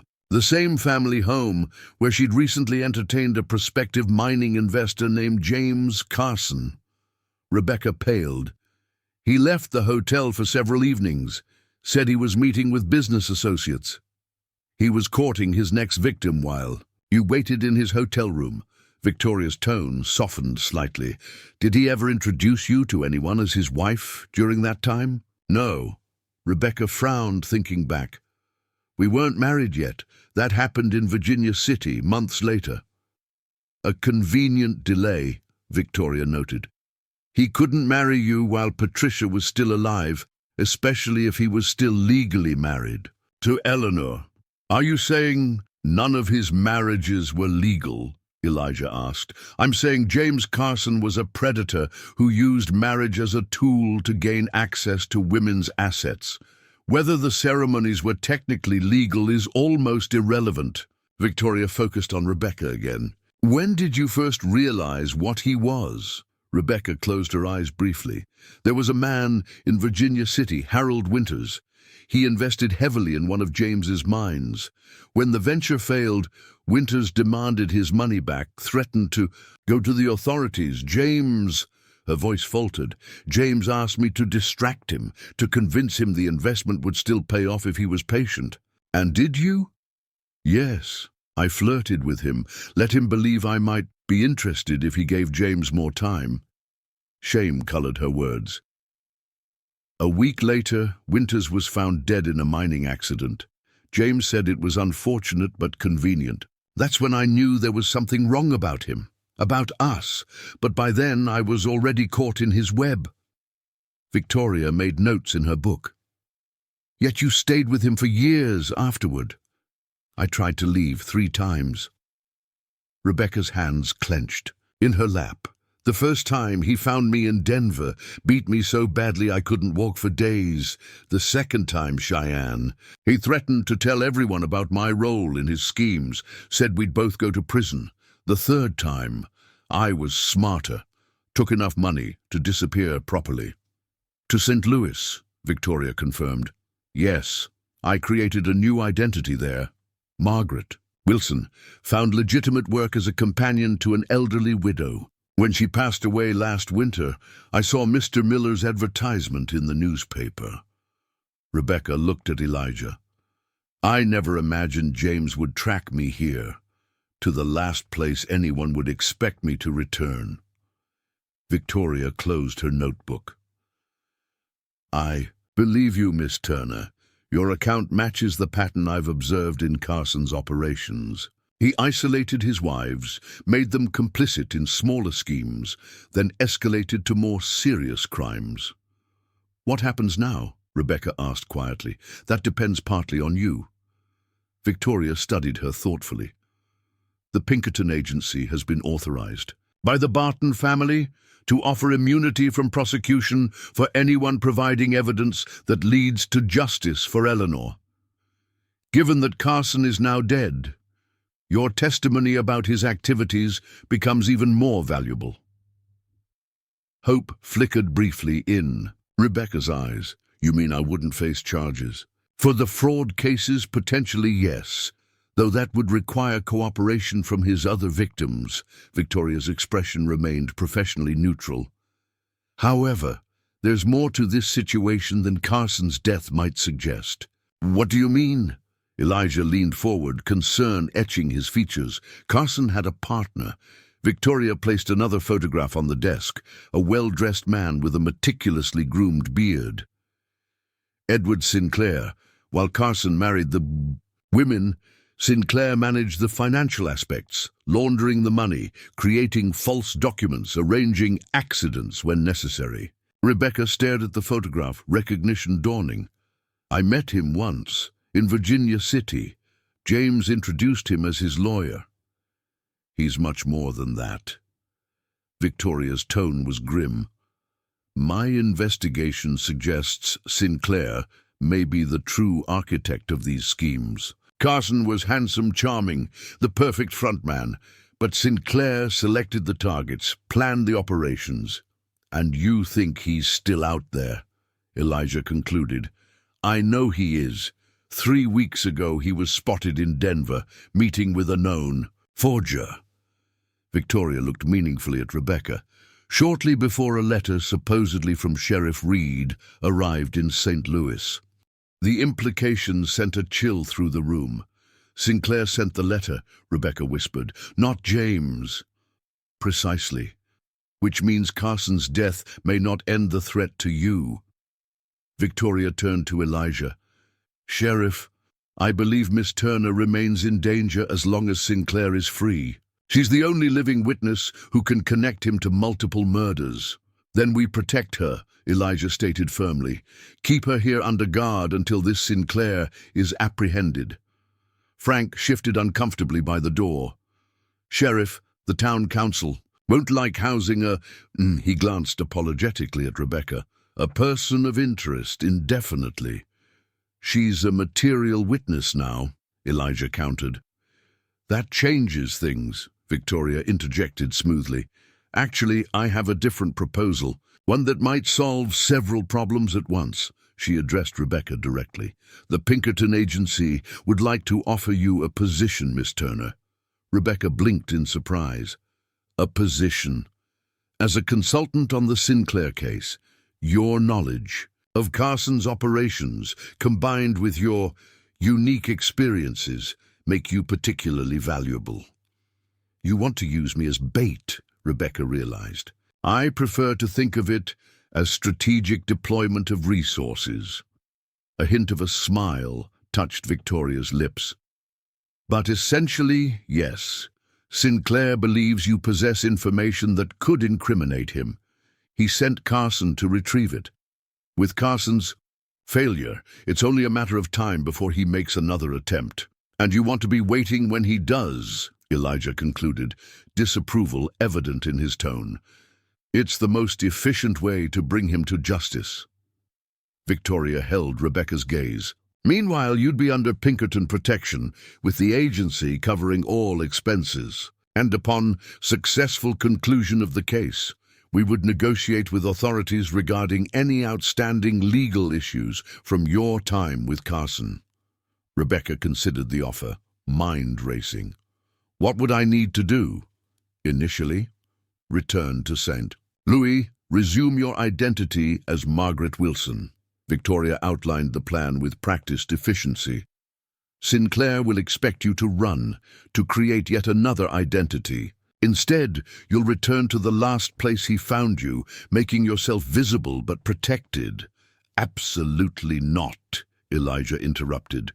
You're asking her to put herself directly in harm's way after everything she's been through.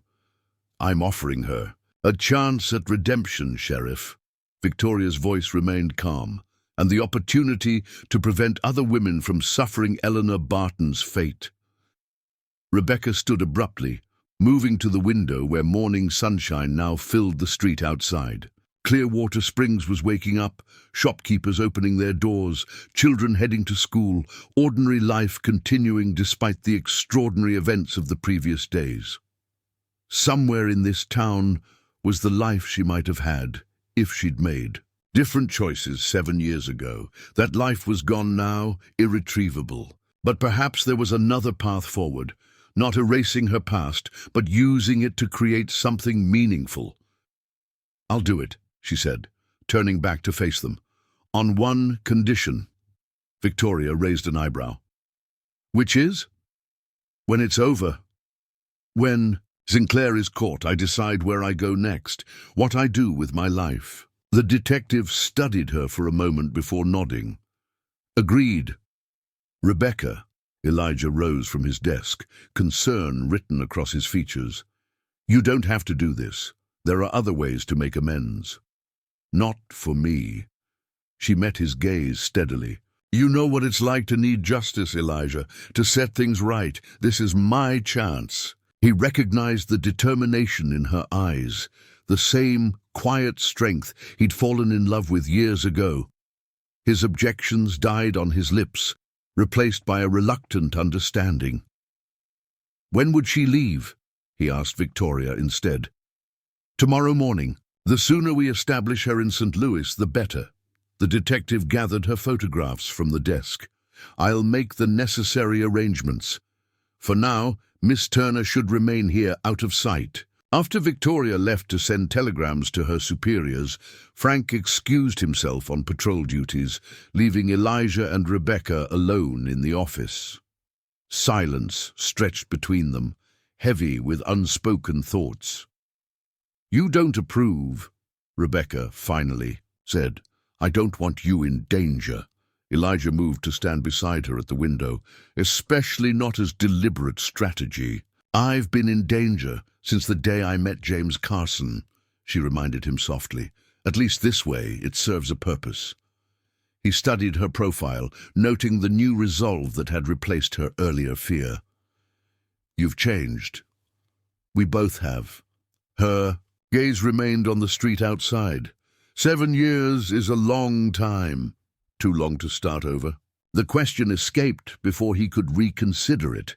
Rebecca turned to him, surprise and something more complex in her expression. Elijah. Forget what I asked. He stepped back, creating distance between them. It was inappropriate. No. She reached for his hand, stopping him. It wasn't. But I can't answer that yet, not until I finish what I've started. Her touch was warm, familiar despite the years that had passed. Elijah looked down at their joined hands. Then finish it, and come back safely.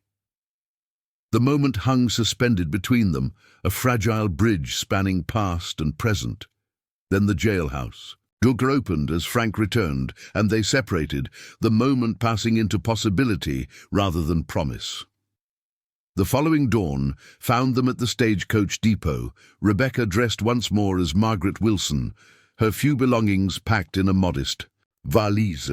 Victoria Blackwood stood nearby, reviewing last-minute details with the driver, while Elijah waited with Rebecca for departure. The Pinkertons will keep me informed of your situation, he said, trying to maintain professional detachment despite the worry gnawing at him. If anything seems wrong, I'm coming after you, badge or no badge. A small smile touched her lips. I believe you would.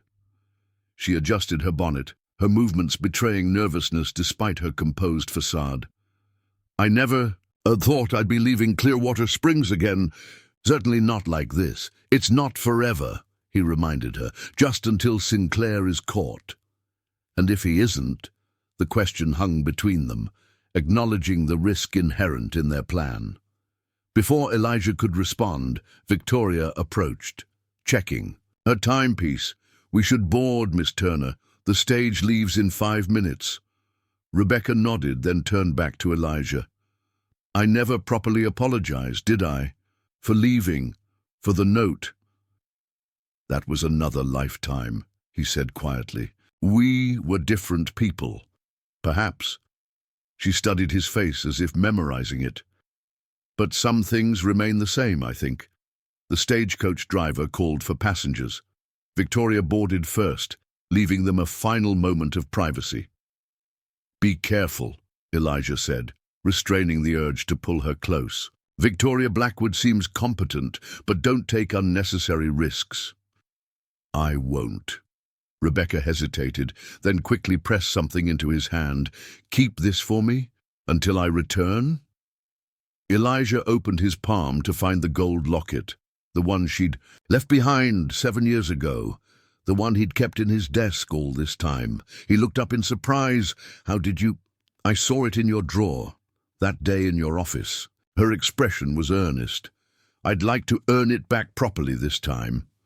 Before he could respond, she rose on tiptoe and pressed a swift kiss to his cheek. Then she was gone, climbing into the stagecoach with a rustle of skirts and a final glance. Over her shoulder, Elijah stood motionless as the driver cracked his whip, the horses lurching forward into a trot. The stagecoach rumbled down Clearwater Springs Main Street, passing the hotel, the general store, the church where he and Rebecca had once planned to exchange vows. His hand closed around the locket, feeling its weight and warmth. Inside, he knew, was the portrait and inscription, "Forever yours." Words that had once seemed like bitter irony, but now held a different promise. The stagecoach disappeared around the bend, carrying Rebecca toward an uncertain future.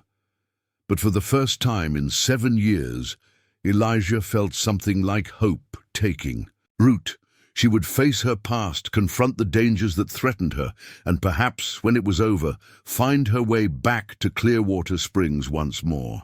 Not as a desperate bride fleeing her past, but as a woman who had faced it squarely and emerged stronger. Not as Rebecca Turner or Margaret Wilson, but as herself, complex, flawed, resilient.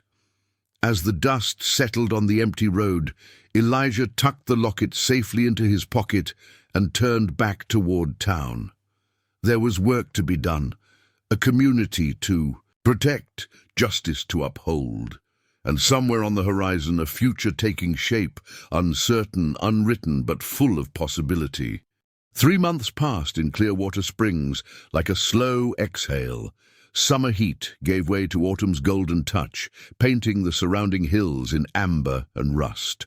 The town had largely moved beyond the scandal of Thaddeus Miller's mail-order bride, finding fresher gossip to sustain conversations at the general store and Sunday services.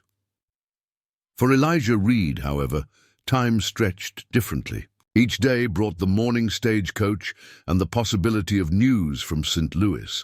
Each night ended with the gold locket in his palm, a silent reminder of promises pending. The telegram, when it finally arrived, was characteristically terse. Operation. Progressing, stop subject identified in vicinity, stop witness secure, stop remain vigilant, stop Blackwood. Elijah read it twice before folding it carefully into his pocket. 3 months of similar messages, each revealing little while suggesting much.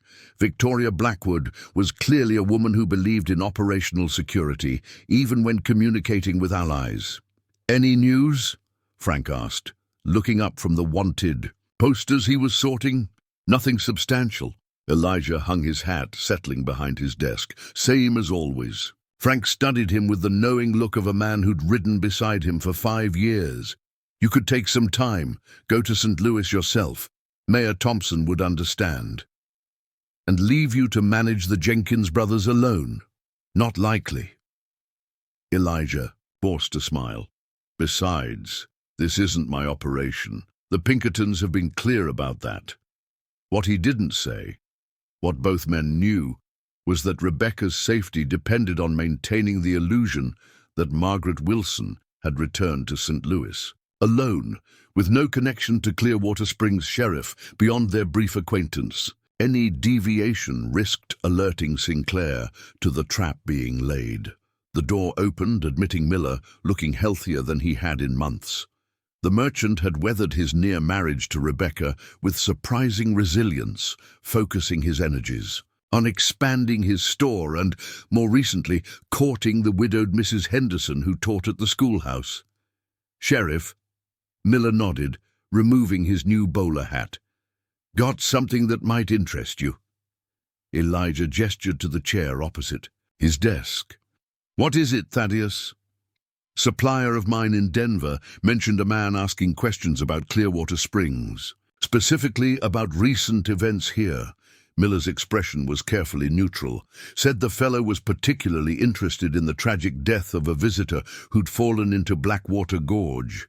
Elijah's spine straightened. "Carson." "That's what I figured." Miller leaned forward. "My supplier didn't think much of it until the man started asking about you specifically. Your background, how long you'd been sheriff here. What did this man look like?" "Well dressed, according to Jenkins. Distinguished, with a beard." Miller hesitated. "Carried himself like a gentleman. A lawyer, maybe, or banker." Elijah exchanged glances with Frank. "Sinclair, it had to be. When was this?" 2 weeks ago. I would have mentioned it sooner, but I only received the letter yesterday." Miller shifted uncomfortably. "There's something else. Jenkins said the man was traveling with a companion, a woman." The chill that ran through Elijah had nothing to do with the autumn air. "Did he describe her?" "No. Just mentioned she stayed in their carriage while he conducted business." Miller stood, replacing his hat. "Thought you should know, in case it means something." After Miller left, Frank voiced what both were thinking. "If Sinclair's asking questions in Denver, he's getting closer. Or he's trying to distract us from St. Louis." Elijah ran a hand through his hair, mind racing through possibilities. "We need more information. Should we telegraph Blackwood?" "Not yet."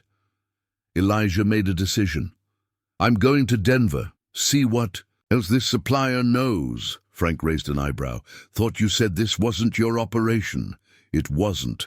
Elijah stood, strapping on his gun belt. "Now it is." The 3-day journey to Denver gave Elijah too much time to think. Rebecca's face haunted his dreams.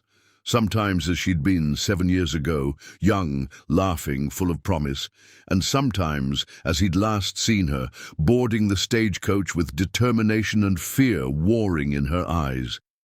Denver had grown since his last visit, sprawling outward with new construction and affluence, born of the mining boom.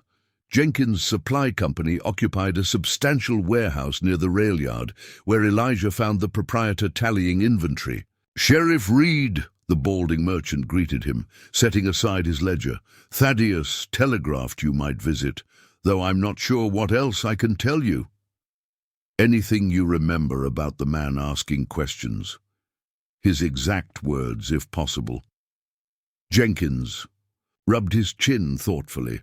"Well, he introduced himself as a Mr. Edwards, said he represented Eastern investors interested in Clearwater Springs development potential. Plausible enough.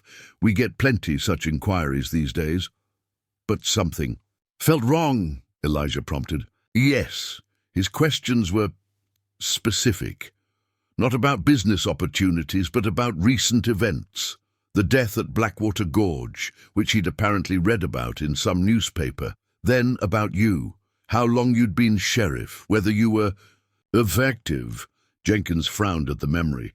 "When I mentioned you'd previously been a U.S. Marshal, he seemed particularly interested. This was new information." "Did he ask about anyone else? A woman, perhaps?" "Not directly. Though when I mentioned Miller's mail-order bride situation, just gossiping, you understand, he became quite attentive. Asked if the bride had remained in town after the unfortunate incident." "And what did you tell him?" "That she'd left on the morning stage, heading east. That's all I knew." Jenkins hesitated. "Should I have been more careful, Sheriff? Was this dangerous? Potentially." Elijah kept his tone neutral. "One more question. You told Miller this man had a female companion who stayed in the carriage. Did you see her at all?" "Only briefly as they departed. Blonde woman, well-dressed, kept her face turned away." Jenkins shrugged apologetically. "That's all I noticed." Blonde. Rebecca was dark-haired. Relief mingled with a new concern.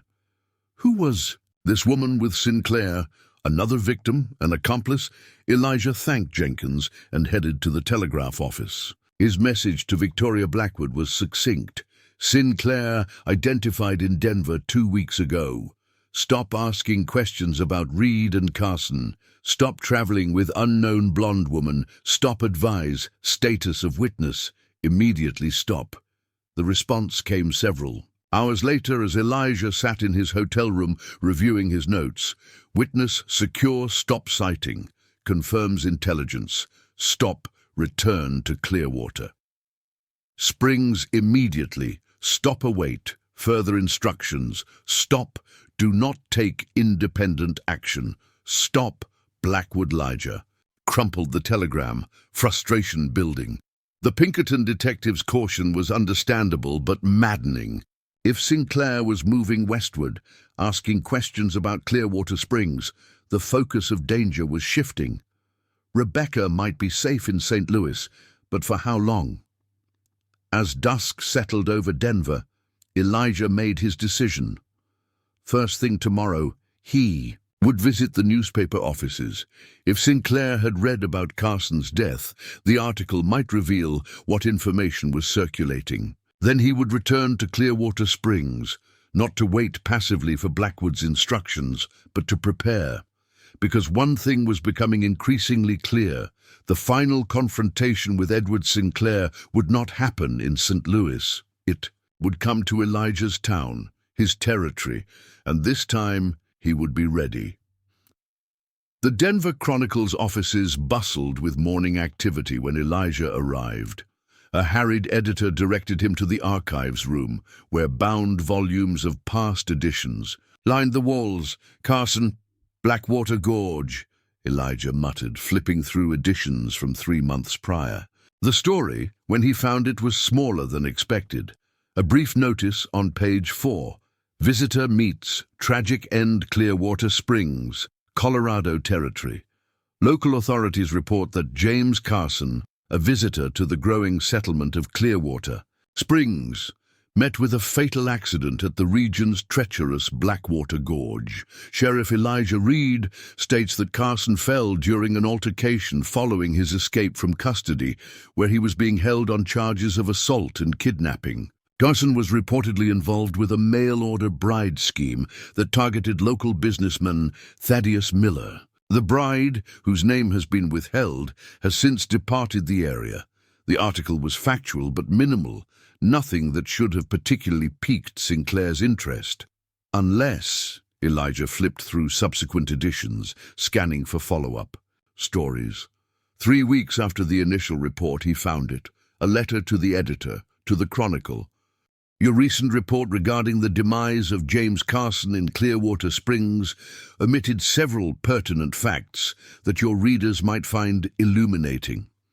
Mr. Carson was known in certain circles as a confident man of considerable talent, wanted for questioning in multiple territories. His association with the mail-order bride mentioned in your article was more complex than reported. The bride herself, one Margaret Wilson, formerly of St. Louis, was not merely an innocent party, but Carson's legal wife and accomplice in numerous schemes across the Western Territories. One wonders why Sheriff Reed of Clearwater Springs failed to mention these salient details in his official statement. A concerned citizen, Elijah, read the letter twice, blood running cold. The concerned citizen could only be Sinclair, planting information and misinformation to serve his purposes. By publicly linking Margaret Wilson to Carson and naming her destination, he'd created a paper trail that anyone following the case would discover, including, potentially, Carson's former victims or their families seeking retribution. Sinclair was setting a trap of his own, using the newspaper to flush out Rebecca while simultaneously undermining Elijah's credibility. A clever stratagem, worthy of the mastermind Victoria had described. Elijah requested copies of both articles before hurrying back to the telegraph office. His message to Victoria was urgent. Sinclair planted false information in Denver. Newspaper Stop identified Rebecca as Margaret Wilson from St. Louis. Stop likely attempting to expose her location. Stop strongly. Advise immediate relocation. Stop this time. The response came within the hour. Understood. Stop witness already relocated per previous protocol. Stop return to Clearwater Springs. Stop will contact soon with new developments. Stop Blackwood. A flicker of admiration for Victoria Blackwoods. Foresight mingled with Elijah's concern. She'd anticipated Sinclair's moves, staying one step ahead. But the game was escalating, becoming more dangerous with each exchange. As Elijah boarded the afternoon stage back to Clearwater Springs, one certainty solidified in his mind. Edward Sinclair was coming, not just seeking information, but purposefully moving toward a confrontation. The question was no longer if, but when, and whether they would be prepared when he arrived. Autumn deepened in Clearwater Springs, the days growing shorter as October yielded to November.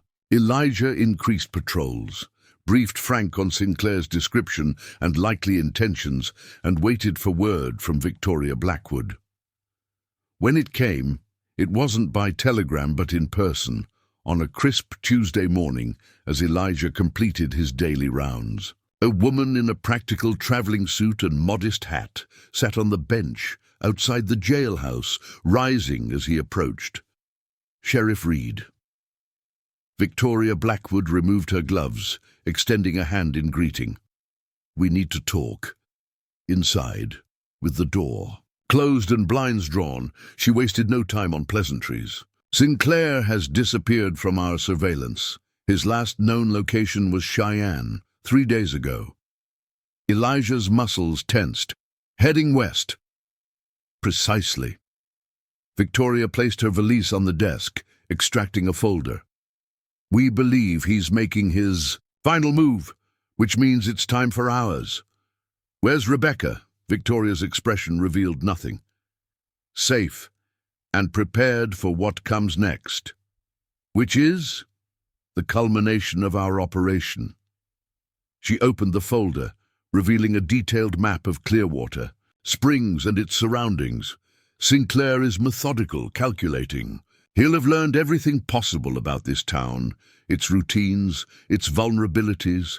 When he arrives, he'll have already planned his approach. "You want to use my town as bait," Elijah observed, echoing Rebecca's words from months earlier. "I want to use the inevitable to our advantage." Victoria's tone remained professional. "Sinclair is coming whether we wish it or not. The question is whether we meet him on our terms or his." Elijah studied the map, noting Victoria's annotations, potential entry points, observation positions, escape routes. "You've been planning this for a while." "Since the beginning." St. Louis was never meant to be the endgame, merely a distraction while we prepared. And Rebecca, was she aware of this strategy? Something like respect flickered in Victoria's eyes. She suggested it. After your telegraph about the newspaper article, she realized Sinclair wouldn't be satisfied with merely eliminating her. He wants to erase all connections to Carson's operations, including you. Elijah absorbed this information, a new understanding of Rebecca's choices taking shape.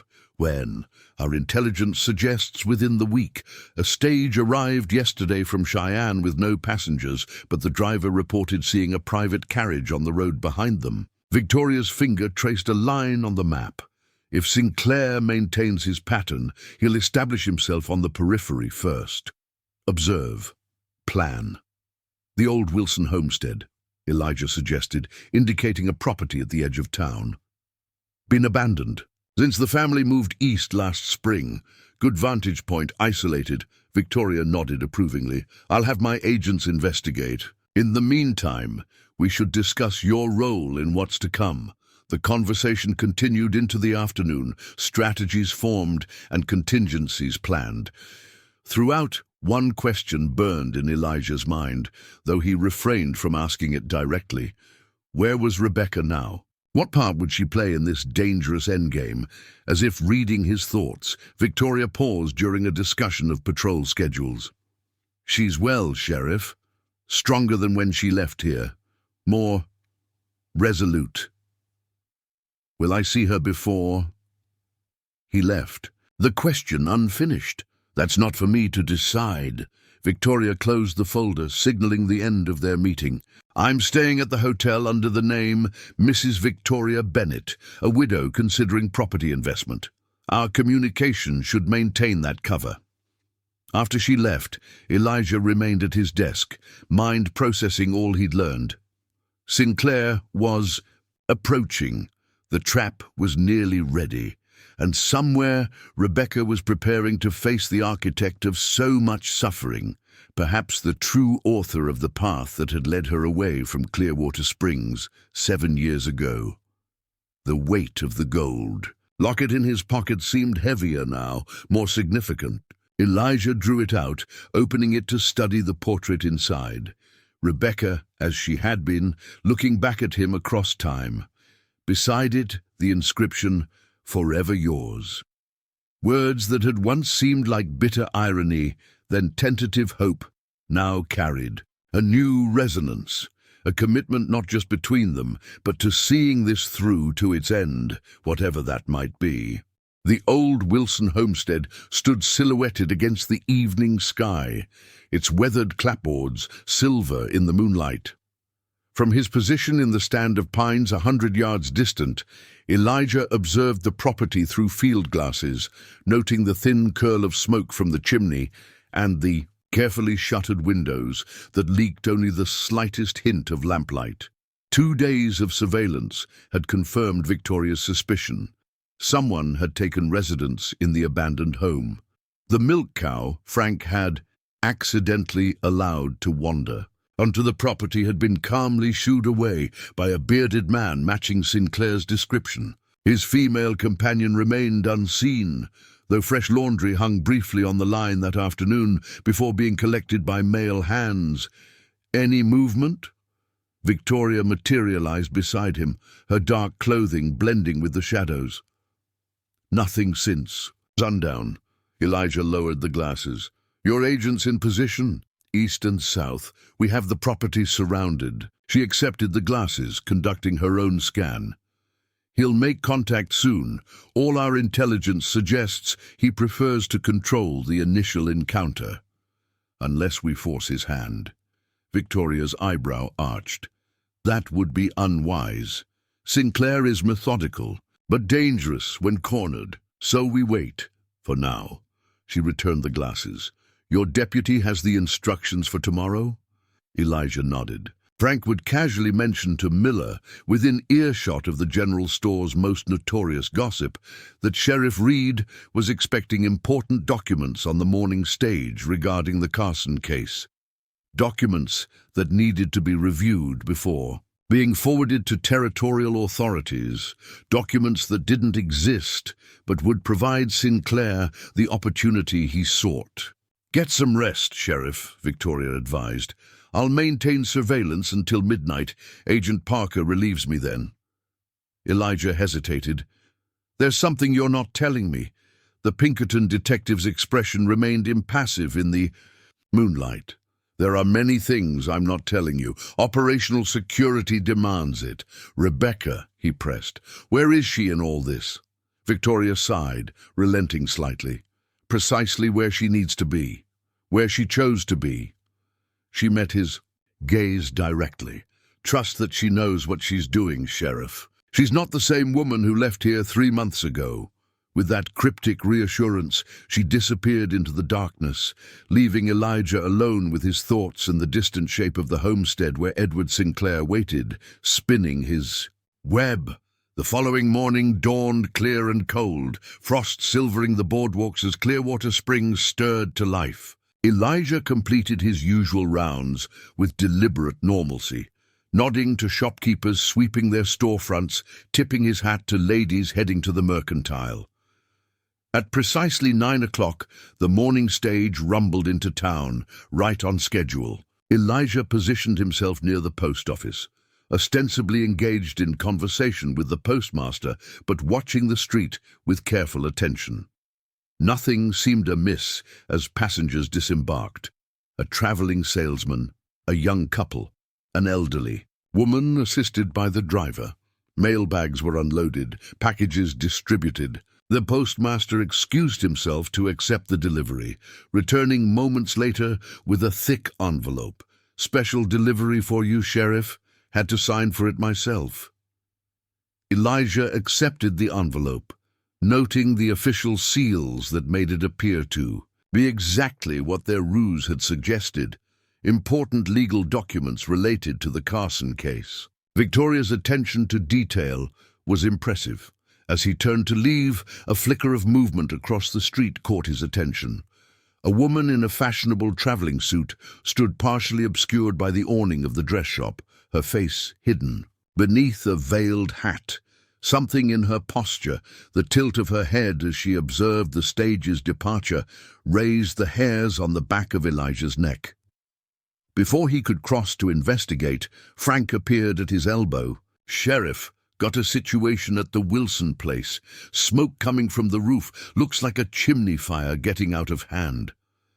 Elijah's gaze snapped to his deputy, understanding the coded message. Sinclair was making his move, creating a distraction to draw attention away from town. "Get the bucket brigade organized," he instructed loudly enough for nearby citizens to hear. "I'll ride ahead." As he mounted his horse, Elijah cast one final glance toward the dress shop. The veiled woman had vanished, leaving only a lingering question in her wake, and the certainty that the endgame Victoria had predicted was now in motion. The Wilson homestead showed no signs of fire when Elijah arrived, only the normal wisp of smoke from a well-maintained chimney.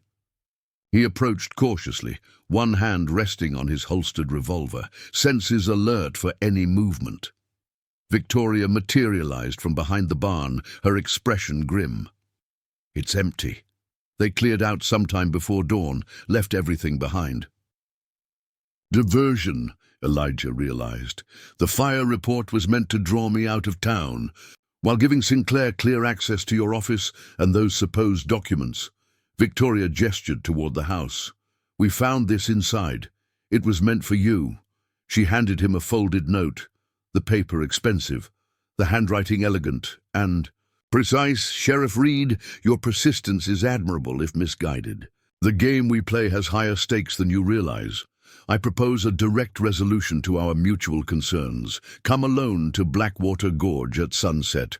Bring the Wilson woman's statement and all related documentation. Any deviation from these instructions will have unfortunate consequences for parties you hold dear.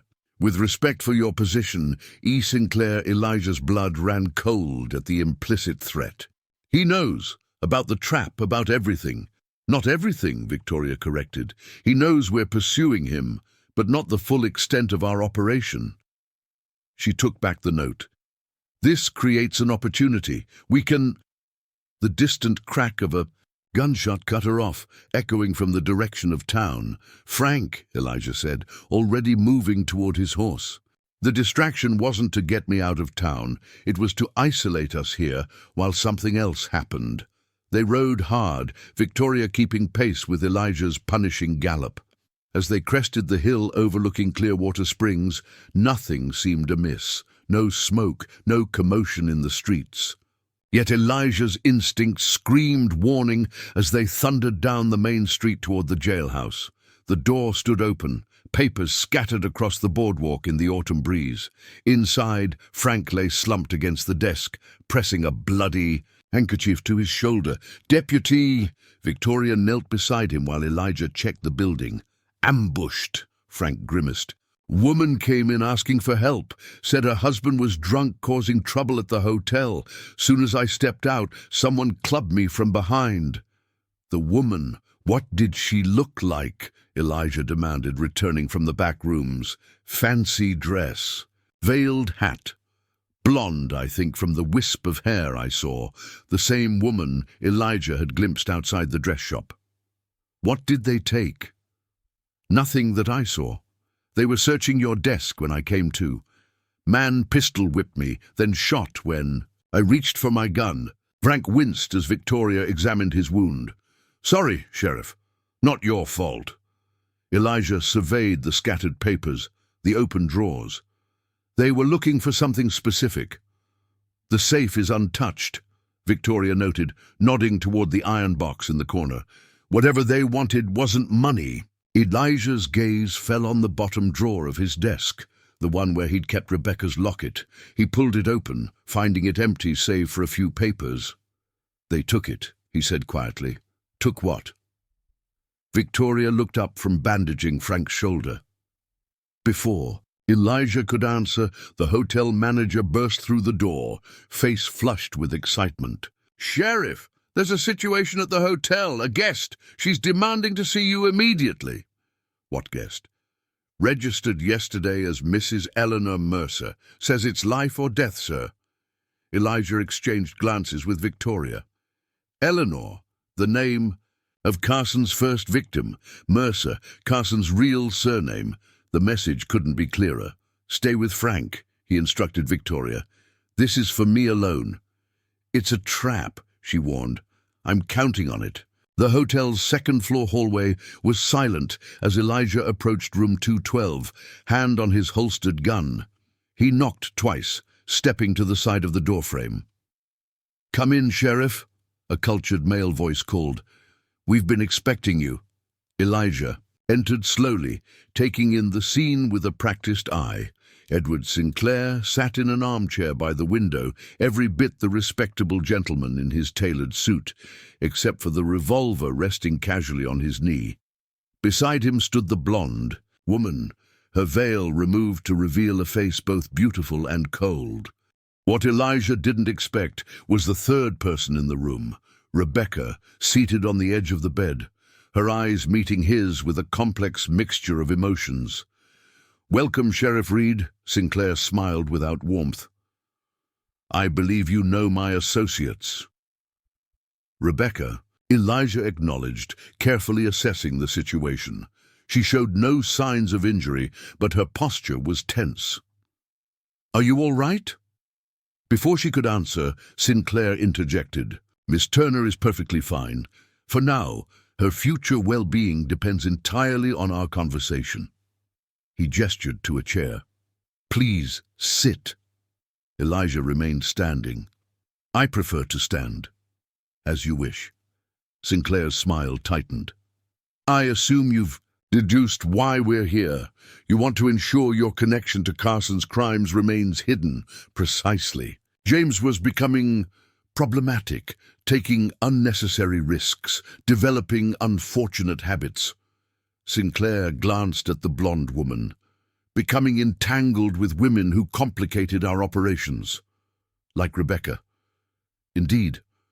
When she absconded with a substantial sum, it created certain difficulties. James became obsessed with finding her, to the detriment of our other endeavors." "So you used his obsession," Elijah concluded. "Fed him information about where to find her, knowing he'd pursue her here, while simultaneously ensuring he would not survive the encounter." Sinclair nodded, almost appreciatively. "We underestimated you, however, and Miss Turner's resourcefulness." Throughout this exchange, Rebecca remained silent, her eyes never leaving Elijah's face. He detected something in her expression, not fear, but anticipation. "What happens now?" Elijah asked, shifting slightly to improve his angle. Now we conclude our business. Sinclair's tone hardened. The documents, Carson's belongings, anything that might connect back to our operation. In exchange, Miss Turner walks free. And if I refuse? The blonde woman moved then, producing a small pistol which she aimed at Rebecca's head. Then we have no further use for either of you. I see. Elijah's hand moved slowly toward his jacket pocket. There's something you should know first. And what's that, Sheriff? Your operation was compromised months ago. He withdrew not a weapon, but a small metal badge. Victoria Blackwood isn't just a Pinkerton detective. She's a federal marshal. Sinclair's composure slipped for the first time. What? Rebecca moved then, faster than Elijah had ever seen her move before. Her hand closed around the blonde woman's, a wrist twisting the pistol away as she drove an elbow into her stomach. The gun discharged harmlessly into the ceiling as both women fell to the floor in a struggle. Sinclair raised his own weapon, but Elijah was already drawing, his shot finding its mark in the man's shoulder, spinning him back against the window.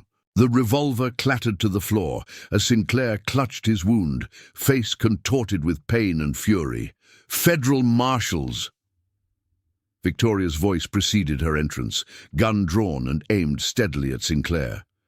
Behind her, two men in plain clothes rushed, insecuring the blonde woman, who continued to struggle against Rebecca's surprisingly effective restraint. You're under arrest, Mr. Sinclair, Victoria announced, for conspiracy, fraud, and the murders of Eleanor Barton, Samantha Wilson, and Patricia Hughes. As the marshals took control of the situation, Rebecca rose slowly from the floor, brushing dust from her skirt, with a composure that spoke of careful preparation. She moved to stand beside Elijah, her presence both familiar and somehow new. You were working with them, he realized, pieces falling into place. The whole time. Not at first, she admitted, but after Victoria approached me, I saw a chance to truly make amends. She met his gaze directly. I couldn't tell you. It was too dangerous. The woman at the dress shop.